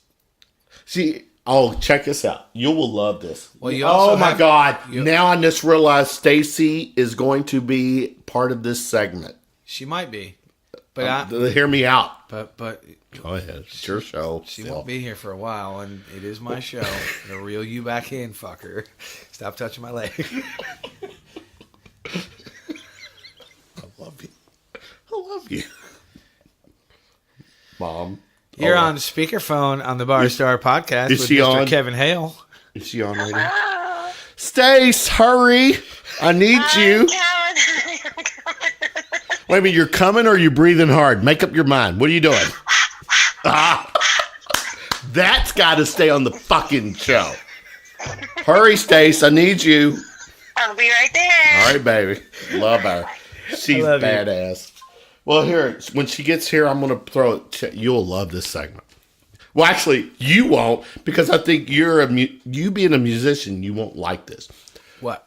On a shooting from the lip, yes, I'm hijacking. Shooting from the lip is hijacking. You're hijacking We are. It's been kind of half and half right now. It needs to be 100-0. It probably should be, but you know what? We've morphed it into one. Yeah, you're just making my editing job later really fucking hard. Thanks a lot. No, I challenge you. Don't. Oh no. Don't do very little edit. Who else is going to put the music in here, fucker? Well, that part, the music, you can put the music on, but don't take our words out. Take as little as you I don't take words out. All right. I'm getting ready to do a segment. I mean, unless you're just a douchebag. Now I realize, I'm kidding. I could be part. Okay. Stacy now is part of the segment. Lana Manning. Who else do I got? I think it was Carrie, Jeff Epperson's wife. EpiPen, that's what we call him. And I think Stacy. I want to do a segment where I have wives and musicians come on and share with me when they're at a gig with their significant other playing on stage, what are they witnessing in the crowd? I want to hear that. I did an episode earlier this year with Stacy. And we actually didn't talk about it that way. But what she did do is she gave her perspective on what it's like to be with a musician as the significant other. Okay, no. It was awesome. Which is good. Yeah, I'm sure. Cool. But that was on the Bar Star? Yeah. Okay. Check Catch that out. up, fucker. I will. Catch up. I will. Ketchup like in mustard ketchup? Or what are we talking about? No, on your fries, dog. Ketchup on your fries.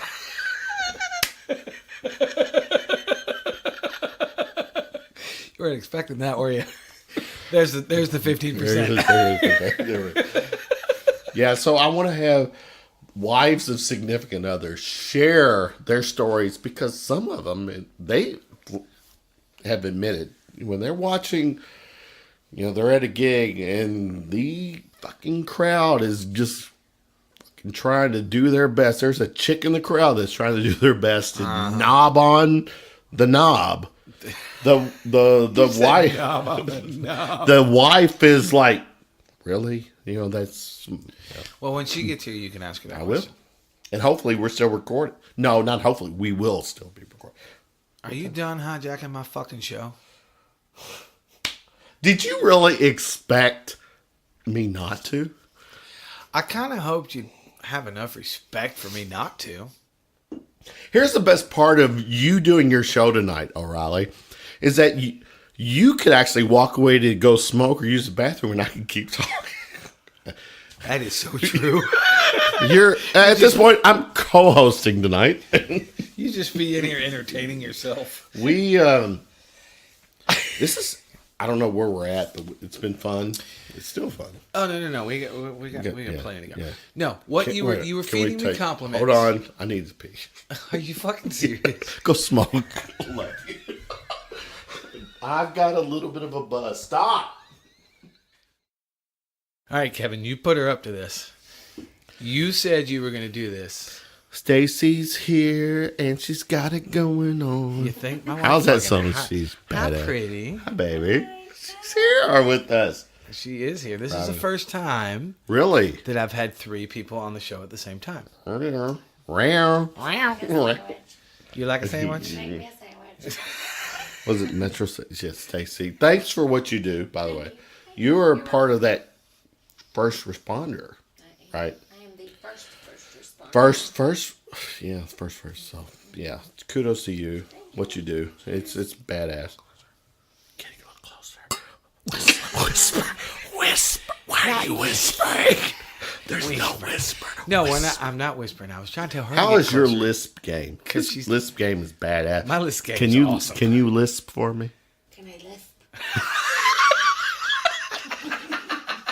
Again, I've hijacked the show. Check us out. My guest tonight on the Bar Star podcast is Stephen O'Reilly, as is the O'Reillys. It's SOSSO times 2. SO squared. Times 2. Look at the big brain on this No, one. I know she's badass. I love this. Is one of my favorite ladies. Oh, thanks. All right, Stephen. So you got to ask her the question. Bear with me. Let me kind of pull the / co-host duties tonight. They've been drinking and I just got here. Well, no, he's been drinking coffee, decaffeinated at that. This whole bottle has basically been it'll be us. The half gallon of wine he brought. Yeah. Anyways, What's the question? I'm with all due respect, because this is Stephen's podcast. Actually, mine. Yeah, Stephen's podcast. Love you. One of the segments I'm going to do pretty soon On his show. on my show, Shooting from the Lip, LIP. Look how big that spike It's was. a big Red's. It's too Red's much. not good. It's not good. Shooting You know the editing that you tell me you don't want me to do? and you're gonna do That's it. why I have All to right, do say it. shooting from the lip. Shooting from your lip. Lip. Shooting from the lip. One of the segments I'm going to do. Check this out. Lana Manning, Yes. Carrie Richardson, which is Jeff Epperson. EpiPen. And I've come to the conclusion I need you to be number trait. Do we all 3 get to do it at the same time? Same time.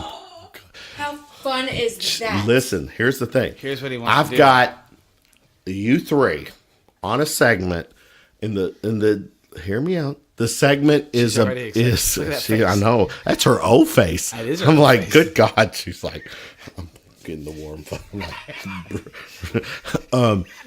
I want to Use your words, brother. Use I your want words. to have the significant others of musicians come on and share their stories on what they deal with / see and whatever at gigs. Because your significant others are up there playing, Stephen, and there's probably a chick or 10, and maybe in Stephen O'Reilly's case, a dude out there that's just eyeballing him, wanting some attention. How do significant others deal with that? I am going to, it's going to be a Shooting from the Lip exclusive where I have the significant others on. Nice. Are you going to let her talk now? She can Alpha talk about it. male? Go. This has been the running theme, by the way. Will you do it? Absolutely. Give us a preview now. And I love those three. Or other two. I love those three. I love Three you. of us Beautiful, together. beautiful. Oh shit, yeah. Lots of You're fucked, brother. yeah. No, It will be. that's soundbite to me. Amigas Yeah, no, that's when I shooting sit from back our lips. exactly because I want to hear how the significant others Oh, backstage, deal or all that. lap Yeah, exactly. dances, Jaeger bombs, tequila. There's some history there. I want to get it all. Yep. But here's the thing, Steven. I've had some people. I've thrown this topic out to some musicians. They're like, "You don't want to do that. You really don't want to do that because the significant others will come on and talk about things that probably shouldn't be said." I'm like, I'm a podcast. I do a podcast. I'm not into the politically correct or blah blah blah. I'm not running for president. Exactly. I will tell you this. Please. Some dudes don't want their significant others on there because some significant others can't fucking handle it. Exactly. I And am some not. people- There's stories to tell. They don't Blah want blah the blah. Laundry aired. Right. I don't give I a don't fuck. think you. You don't have anything to hide, do you? Have it on there. Do I have anything to hide? Well, no, it's a no. Actually, no. It's a direct statement. No. You don't. There's Does nothing, she have anything to hide? There's nothing about me she does not know. And vice versa. And, yeah. She's seen it all. She's gotten mad. She's laughed. She's Well, how long? I'm real found it quick. amusing. I'm hijacking this segment. How long y'all been together? 10 years. A little over 10 years. 10 years and 2 Married months. 10 years. No, No. we've been Married one. together 10 years, married a little over a year. We were together 9 years before we got married. Yeah. And here's the story. I think we talked about this before we hit the record button. You all came from the same hometown, which was Atlanta. Didn't know each other. Wound up in the Ville A year apart. She was. I was here a year before her. before her. How did you all connect? Through Kevin McCreary. Kevin. Well, actually, It's all that's Kevin's fault. no. That's actually a lie. No. Okay. No. We Well, lying is really- optional on we this really podcast, got right? no, it's not. Sorry. We really got together. No. Well, let's We- hear his side, and then we'll go. We really did get together through Kevin, but the first time, Real quick, let's hear the glass. Kevin McCreary. absolutely, Cheers. Badass. the first time anything transpired between us, I saw her walking away at Mom's Music because her daughter Ashley used to take piano lessons there. Kevin was sitting on the porch, and I turned to Kevin and I said, "Who the fuck is that? Because she's so hot." And he said, No. Then I went, "Do what?" Wait a minute. He said no. Oh yeah. Who said? Kevin said no? He For said a no to long me time. for a long Why? time. Yeah. Was he And protecting you? and I get it. And he knew. You son of a bitch. No. He said knew. she's not dating a musician. He knew that I was one of the good. You know ones. what? Hang on. What does that fucking say about McCreary? Seriously, he's looking out for you. Well, and he knew I was one of the good ones, but it Did was, he? Yeah, oh yeah. He just said. No. He told her that I was one of the good ones. He just didn't want her getting into that whole mess. Gotcha. And at the time, I miss and love him so I do much, too. yeah. And at the time, in Kevin's defense, besides knowing I was a good guy, he also know that at the time I was being a fucking whore because I had gotten out of a marriage, and I didn't care. And I think he Straight was up. scared he was going to lose his party sister. Yeah, it wasn't It would that be weird for him to come spend the night Yeah. in the house if I was dating you. yeah, which was never an issue anyway. But it wasn't that he thought I was bad or I would do anything wrong to her. It was he knew what I was going through, and she was his little sister, and there was just he wasn't gonna fuck that up. Yeah. And then I saw her again, and We're I was like, digressing a little bit. This is Kevin. We've gone through some losses lately. Yes, we have. Listen to this. When I first moved here, before I met him, I worked at Rafferty's. The thing to do on Sundays was go to Duchess. Right. So Right that's there. where I met Right. Kevin, Gotcha. McCoy, Oh, good. Her. Dave McCool. Dave. I love Good McCoy. God. Shots. We are tagging so many fucking people tonight. This is a Her, badass. Kimmett, and Dope. That was our little group. Oh shit. So now it's It's me. Oh, here we are. Yeah. McCoy. Yeah. God damn it. I know. Yep. Some of There's a beautiful Dutchess all of in my heaven favorite, right now. some of my favorite people. I mean, and you know, I didn't realize this, Stephen O. S.O. I'm all about the initials. The McCreary, the Avant-Garde Dog CD, the last one. You were a huge part of that. Yeah, I did 7 or 8 tracks on that record. Yeah. And it's a badass CD. It is. It's a good It is CD. so fucking good. And here, here's what with McCreary, and we're digressing a little bit, and I hope this is where let me hijack this segment. I gave up on trying to rein you in about an I hour love ago. you so much. I do. McCreary, it was one of those guys too that it was a late. I got to know him later. Oh, yeah. In the scene. Yeah. McCreary. Here's what I would say: McCreary, Doug Florio. Mm-hmm. The joke was with those guys. I'm a visual kind of guy / voyeur. You know that whole other scene. Well, Yeah, we like to call that creepy watcher dudes. Don't matter. Anyways, McCreary, Florio, great smiles. Oh, yeah. I would tease them.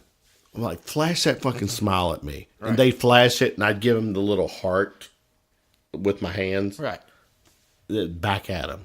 Because that's genuine to Oh, me. yeah. So, and like, yeah, God, here we are. A year? Or how long has it been, McCreary? A year, a little over a A year? little over a year. He And died in then, September God of damn it, we lost 2017. I mean, it's... And his last words to me were, "You're still ugly." But you're not. I am kind of pretty. You know you are. I'm not as pretty as my wife, He's, though. She's hot. It's... See, and that's... He lived long enough to see us get married. He did. And that was important to me. There you go. Oh, wow. That's a soundbite right there. He did. He did? Yeah. God He. damn it, We got guys. married July. Our wedding dance and our reception, we danced with his daughters at Good God. Love. 44. At 4:44 440. to a song on the To Avant-Garde an Dog. Avant-Garde Dog song. You want a tissue? Here's the, I don't Listen, know if it's I my say- age or whatever. I do. This shit like this, I get emotional about. I say this arrogantly because it's also true. I'm a good human. You are. I just don't put up with bullshit. You're one of my favorite people. Thank you. I You told really are. Stacy because let's be I've got a heart the size of Methuselah, so don't even try. and let's be on because this is audio. We got married in July, but we didn't have our quote reception until October. We waited a long time because we wanted everybody to have time to prepare and all that kind of stuff. We And went to the courthouse. So. yeah, we went to the courthouse. We Gotcha. didn't give a shit. The party was the most important. Yeah, the party was Right, more exactly. And Kev had died a month before. So I told her, I said, "This is what I want to do." And she went, "Yes, absolutely." So she took one girl, I took the other, and then halfway through the song, we switched. It was great. But because Lacey and Kinley. Kinley. I know their names. I just No, I'm saying it out loud Right. so everyone can know. Because one of the things that Tag. No matter how many how- people are we tagging tonight on this show? too many. Lot. No matter how anything works out or how we initially saw each other, Kevin is responsible for us being together because I had to get through him, the fucking beautiful- gatekeeper. No, that's I love that. I fucking love that. I mean, from me to you, SO, I don't know how you're gonna edit this tonight. Me neither. And my request to you, very little, because there's a lot of shit we talked about. It's just been real. Oh, It's the content will genuine. be there. Don't worry about that. All right, and I trust you with that, but it's and my apologies for going into shooting from lip hijacking mode. my Yeah, show. but it's Can we with stop that love. now? It's out of love. Can we Love stop you. that now? You know what? Come on my show and just take over my show. Oh, you're fucking. Please bring it. And SO times 2. All right, so exclusive, you're going to have the trio of hot girls on your show. Hot wives, actually. I can't wait. That's Trio going to be of hot badass. wives. It's Okay. going to be. And Lana is like, I will do it. The All housewives right, of it's Louisville. time to The listen. bandwives All right, of time right now. Stay here with me for a few more minutes. Bring up. All right, we talked Lana Manning, which is Kevin Manning's significant other. Now it's time to ask me, because I said, I asked you earlier, bring up Kevin Manning tonight. So it's time to bring that I up. love me some Kevin. He's badass. He's so rock and roll. Hijacking my show all night. He is one of the I biggest want to punch him in the part throat. of love. You will love this because you guys, once you ask me the question, you I would will just- know. You guys, after I talk, you will have plans on December 20th. But go ahead. I would just like to point out that he wants me to ask him a question that he already asked. So go ahead. Answer your own question, you dick. You know what? I don't know I love you, Kevin. how we do All right, this. so what about Kevin Manning? You told me you had a story to tell before we hit record. So what do you got? Kevin Manning is one of my cool favorite story, people. bro. No, I'm just kidding. One of my favorite I people. love Manning. Love Velvet Saints. Love that sound. The whole. Here's the inside joke. There's been a time, or probably 10, when I had Velvet Saints playing in the background while the headboard on my bed is banging on the wall. Just saying. And he's like, well, Velvet Saints, they haven't been doing anything lately. Right. I have the Shooting from the Lip I've established a thing with the Levee, River Road, Right. and they've asked me to start doing some shows for them. Okay. So on December 20th, check this fucking out, Which, by the way, will be this is post day. So you On are the 20th. listening to this we are on December 20th. Well, December 20th. I don't know what you guys have planned for the 20th. Whatever it was, change it, because now there's new plans for you guys. I get to book the Levee that night. They're like, Kevin, Shooting from the Lip, that's your night. Bring who you want. Set number 1, Hunter Borowick and Kevin Manning will be performing during Get that out set. of town. Badass. How fucking badass is that? I'm announcing it. Kevin Manning. And I rip his... Not rip. Ooh, cut that out. I tell him all the time, he is too fucking talented to be sitting on the bench. I tell him that too. So, and I told Lana. Lana's his agent, by the way. I deemed it. Yeah, because I'll go through Lana, the Ravishing Russian. Because of Shooting from the Lip, there's some venues that are wanting to work with me to do events. Right. The Levee is one. Right. So with me getting to do events means I get to bring who I want. Like I said, Kevin Manning, too talented to not do anything. I tell him that all the time. December 20th. Today. Technically. Oh, technically, right. Technically. As we will upload this on the morning of December 20th. Y'all hurry up and get there, okay? Come on, Kevin dude, you're a Manning, pod- Hunter Borowick, first set at the Levee. What's that too? To be determined. You fucking... Well, I have an idea. Actually, I wanted to talk to you about it. So, We'll talk about that off air. exactly, because I have the night. I have the 20th and the 27th. So, this will land on Well, the the 20th. important part is Hunter Borowick. And Kevin Manning. Manning. Kevin Manning is back on stage doing his thing. I love me some Kevin Manning. I do too. And I love me some you. Me some you. You looking at me or her? That means I get to hang out with his wife. Exactly. Oh, yes. They're going to be... Ravishing Russian. And the Southern Belle. So yeah, Y'all. that's my big announcement. Kevin Manning will be part of a Shooting from the Lip event at the Levee on December 20th. All right, then why don't we do this? Yes, sir. Why don't we make this a two-parter? Whatever you want, bro. because that's a huge announcement. Because you're getting Kevin Manning back on stage. Yes. On post day today, which is weird to talk about the future, but it is what it is. We're because we have that vision. True. So I say we do a 2-parter. Whatever you want. So why don't we get out of here and go drink more wine with my hot wife? Not in that way, you fucking weirdo. Really? See the awkward silence? I like that. He just wants to watch, remember? I just want to watch. You right. Here's what you're getting ready to go to bed. Are you getting ready to go to bed? I'm tired. Days. I wanted to you know Joe Carpenter? Mm-hmm. You know Joe Carpenter? Yeah. He's at Mr. G's tonight doing this karaoke thing. I wanted to take you guys over to Mr. G's for a little bit. Well, I can promise you neither one of us are going. Boss. God Dude, damn. she just worked 12 hours and now I got to get up at 6 in the morning.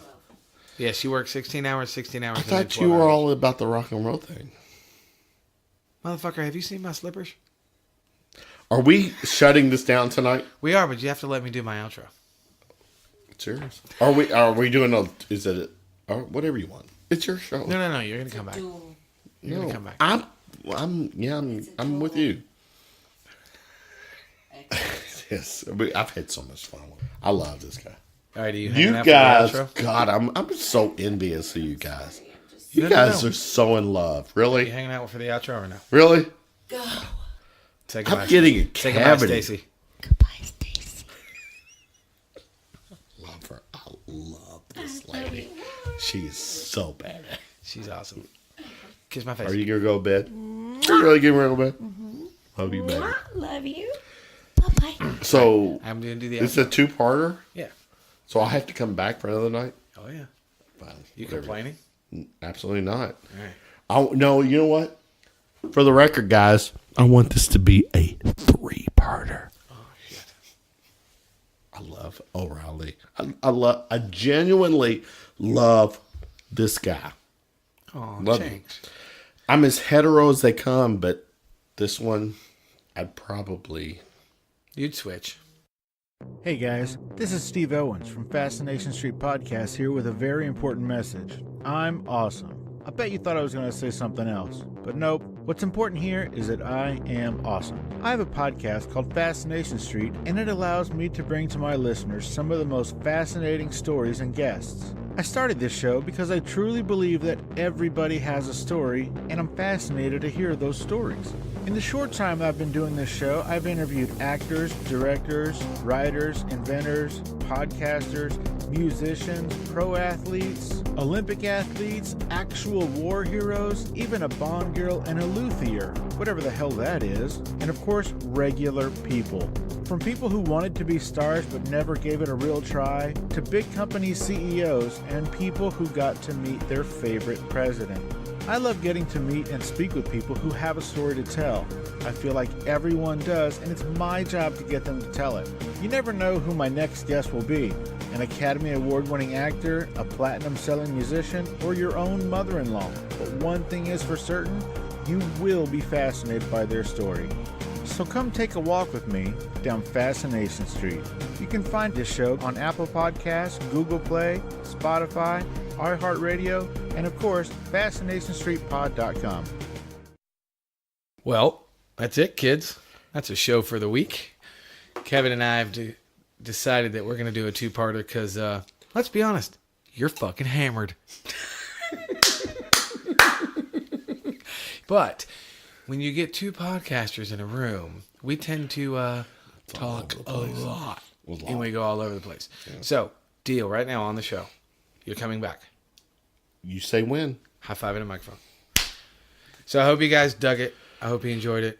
Plug all your shit. What do you got going on? Because this really wasn't the Bar Star podcast. It was kind of It was shooting Bar Lip Star. Bar Lip Star. There was it was a morph. It was a morph. Really.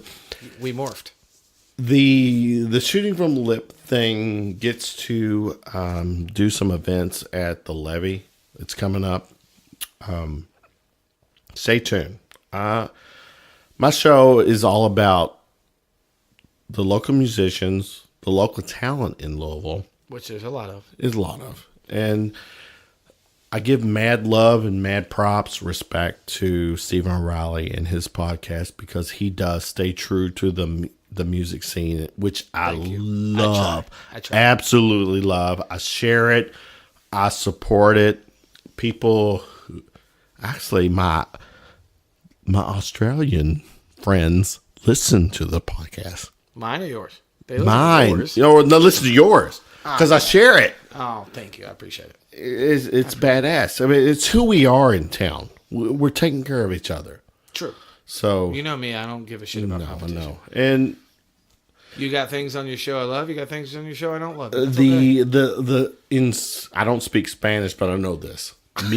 Listen, mi casa, su casa. My house, your house. Whatever I do, if I can help you, I got you, bro. I appreciate it, and vice versa. It's been badass, but I think it's a 2-parter. It might be a 3-parter, but check out Shooting from the Lip. Make sure you go out tonight on post night, which is December 20th. December 20th. See Kevin Manning and his sexy ass get back on stage. And Hunter Borowick. Guitar playing ass. At the Levy. Oh, I stand corrected. I'm sorry. I stand corrected. Officially, the location is the Levy, but because Kevin Manning is playing, singing, and I'm there, it's the Kevy. Look at O'Reilly. It's the Kevy. I'm out. I'm done. I'm out. We're out of here. I got 2-parter. Jesus Christ.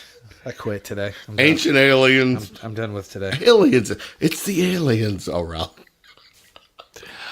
As I say at the end of every episode, for the love of God, go do some shit. Seriously. Absolutely. Tell them, go do some Peace shit. out.